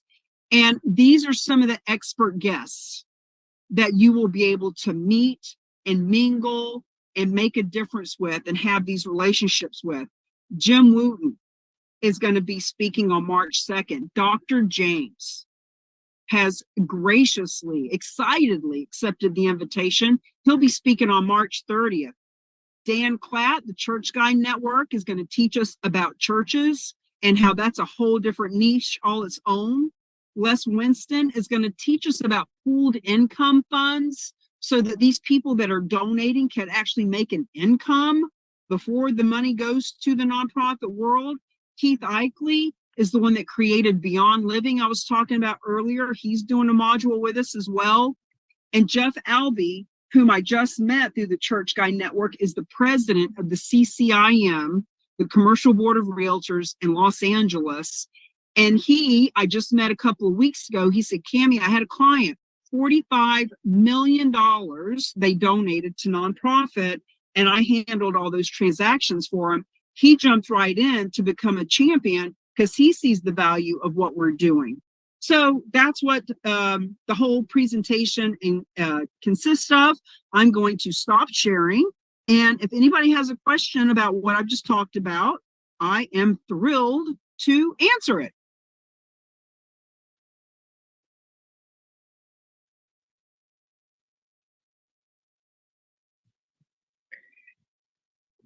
Cammie, I would just like to make a comment. Yes, ma'am. I think I came to one of your very, very first master classes that you were doing. I don't know if it was, I don't think it was the first, but it was one of the first. And the information that you're now providing is so much more detailed and clear. And it just gets you more excited every time I come on board. So thank you. Connie, it's always an honor to have people come back, because it really shows that we are providing value. And I just want to thank you for pointing that out. And by the way, friends, Connie please feel free to put over in the chat, Connie, any links to any of your classes, to your nonprofit, to how you are certifying real estate agents as well. Connie and I met in a thought leader group, and we were thick as thieves immediately.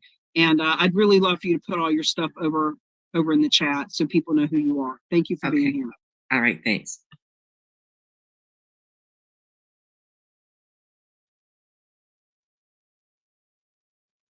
Well, it's 2:20. That's it, friends. That's all we got. So take action, do something. Feel free to introduce us. Doug, I see you've unmuted yourself. You got something? Yeah, I just had a quick question for you, Cammie.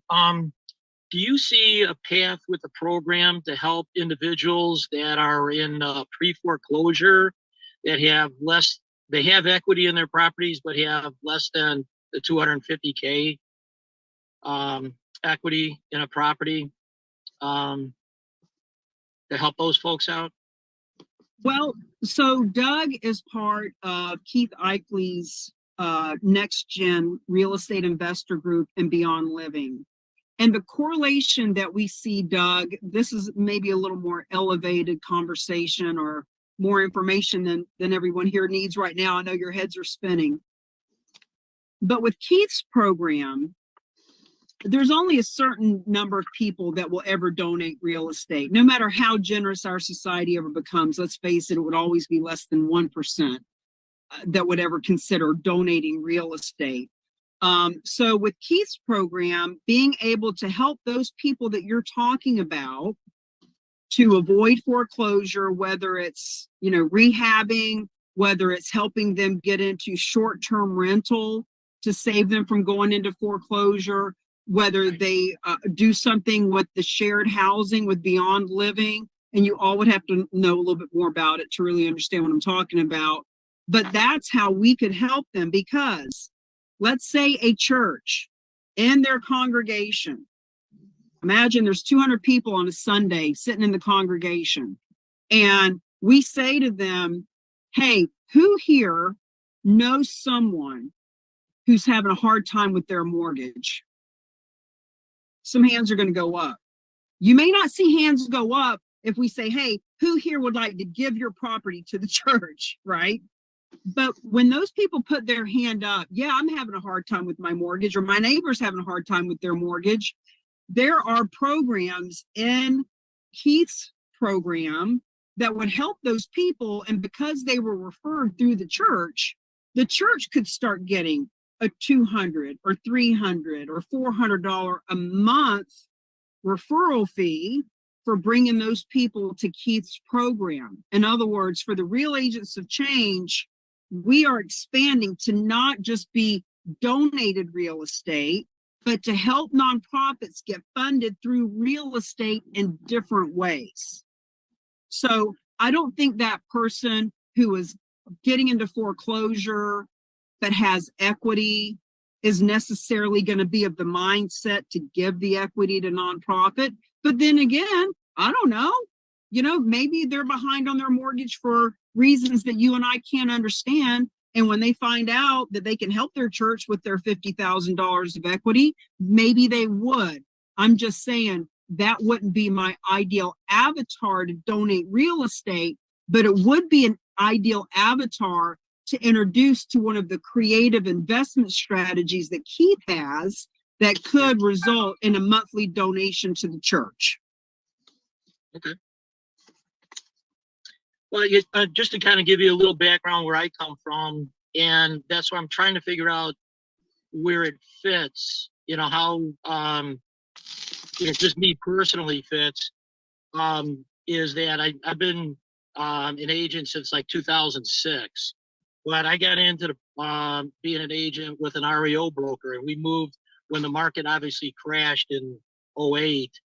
We moved well over 1,000 properties back in those days, and over those years. And I was the field guy, and I was the one that had to go and see if there's people, still living in the properties on behalf of the banks. When we got the assignment, and my heart, when maybe about 10% of the properties were still, occupied. And when I was, talking to, those folks and listening how they got to that point, I've been trying to come up with a way to, if I can get to those people before they went into foreclosure, just to help those folks out in, before the bank, totally foreclose on them. So I've got, I want to reach out to those folks. That's kind of where my passion is at, is to try to get there. And that's what I'm trying to put together for my own business, is how to bring, from obviously what Keith is doing, what you guys are doing with the, the ROC program here.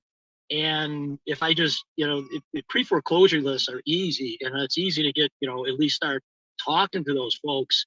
Do you see that as a viable, person just to talk to? And they may not even thinking it might help their situation, but then we just bring them to maybe introducing charities that, that it can still move their any equity, if I call it the cash for keys, if these folks, that if they just get enough cash out to move wherever, because obviously if their credit is all shot, it's gone, they're not going to be able to get another house, but they got to still get another place to live. So we do the cash for keys program with them, so they've got enough to get, wherever they're going, and some moving expenses and taken care of. And then any remaining equity from that program could go to any charity that we so direct it to. I mean, does that sound viable? Well, I would want to talk to you about it a little more, but my mind always goes to, there are a ton of nonprofits that are all about homes and saving people's homes and saving home equity and addressing the homeless issue. So it's certainly, this is a way that you could talk to all those nonprofits and maybe do some networking through them to find people. But also, if you were wanting, like, for example, RIA group, right? You go to RIA, everybody's got RIA everywhere, Real Estate Investor Associations. And if you go into that group, if you're just a regular realtor or bird dogger or wholesaler, you kind of get lost in the sea of everyone else. Right. But you could literally get up on the stage at a meetup.com or a RIA, or you could even go, real estate office to real estate office, and you could talk about charitable real estate, the tax benefits. For those people, you'd come at it more from the perspective of avoiding capital gains tax. And for you to be able to talk to them about this, which is heart-centered, which is visionary, helping people, avoiding taxes and all that, it makes you stand out and it makes you different than anyone else there, which ultimately is going to help you get more business and more referrals and make more friends anyway. So I always look at it as, what is the business development element for you? How could you leverage this? So are you still a real estate agent? I'm still a licensed agent. Yeah. So Are you team still building? No, I'm doing this part time. I got my full time inspection business. That's where I'm on. I'm always on the road. I'm in my car, obviously, right now. That's where I've got to do everything from my car, all the Zoom calls and things like that. As I'm going from inspection to inspection.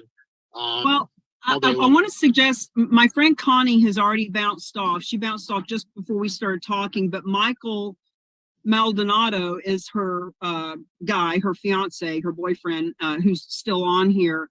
And Connie actually is putting together a program for realtors about distressed properties. Okay. How to find them, how to help people to not go into foreclosure. And as I hear you talking about all this, I feel like she would be a good person for you to talk to about what she's doing. I would love that. Yeah, absolutely. If there's a way to hook us up, I would definitely do that. Or if Alan can help me out, because Alan's on Keith's call all the time. If I think I got Alan's number at home. I think I wrote it down before. Can I just call Alan and get it from Alan? You can, and I'll send a text introducing you to Connie. Okay. So that you have her number. Michael, if you want to let Connie know that I'll be sending her someone from here that would want to talk about her distressed properties. Sure thing. Also, I have a couple quick questions. What state is the gentleman involved in? Where does he have his license? I'm in the Chicago suburbs. Okay. You have to make sure how the foreclosure process is written up, because some states are litigious and some states are non-court foreclosures. We're a judicial state. Okay. Hey guys, I want you to communicate. I love that you're talking, but let's finish the charitable real estate aspect of the call, and let's get you guys in touch to talk about that later. Actually, I think we can actually combine it both. Call me afterwards, and I have an idea about this for you. So go ahead and exchange phone numbers. Sure.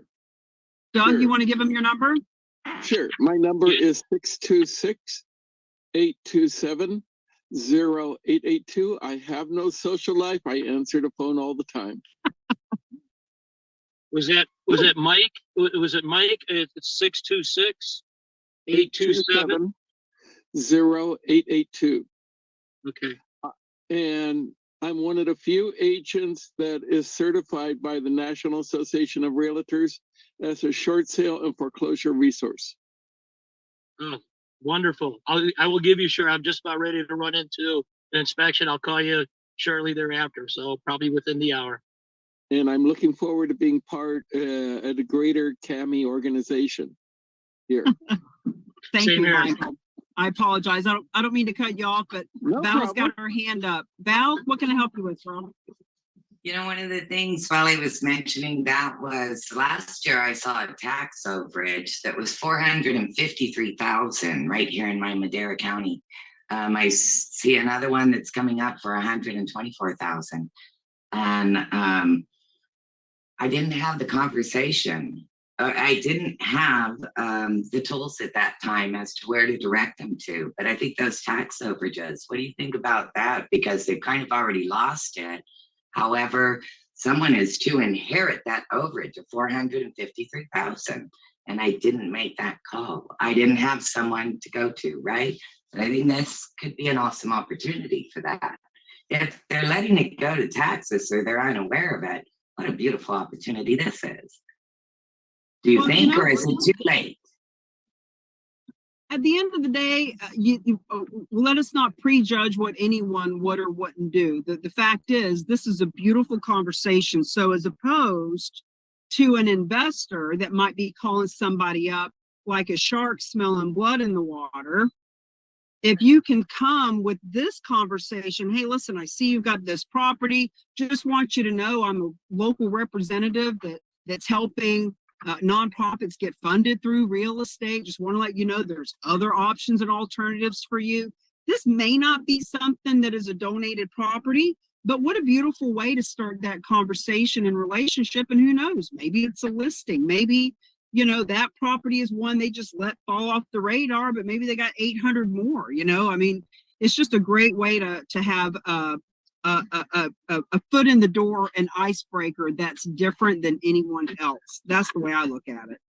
And with the tax overages, they've already lost the property to a tax lien sale, but it's an overage of money that's sitting there that they don't know they're even entitled to. If they don't go look for it, they're not going to be aware of it. You know, if the state doesn't go looking to go and see who they're supposed to return the funds to, and within, I think it's either a year or a year and a half here, the state gets to keep it. Huh. Well, there's a whole side business for you right there, just being a money finder for people.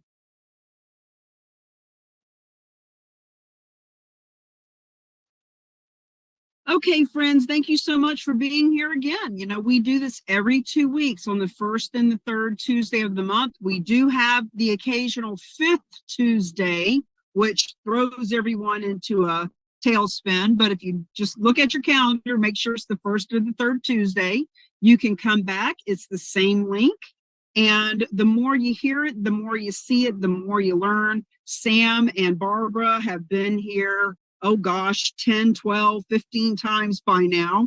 And I think they would tell you they learn something new every time or they wouldn't keep coming. So thanks for being here. Here's my cell phone number. I'm going to pop over in the chat. I think Alan did this earlier for me, but just as a side note, if anybody wants to talk to me on the side, please get involved with this community foundation thing. We have never had something this exciting and this bridge building and this just I don't even know what other word to use but exciting, because this gives us a way to get in front of thousands of nonprofits with huge warmly in front of them. So let me know if you have any questions about that, and gonna bounce off for now. Thank you very much. See you guys next time.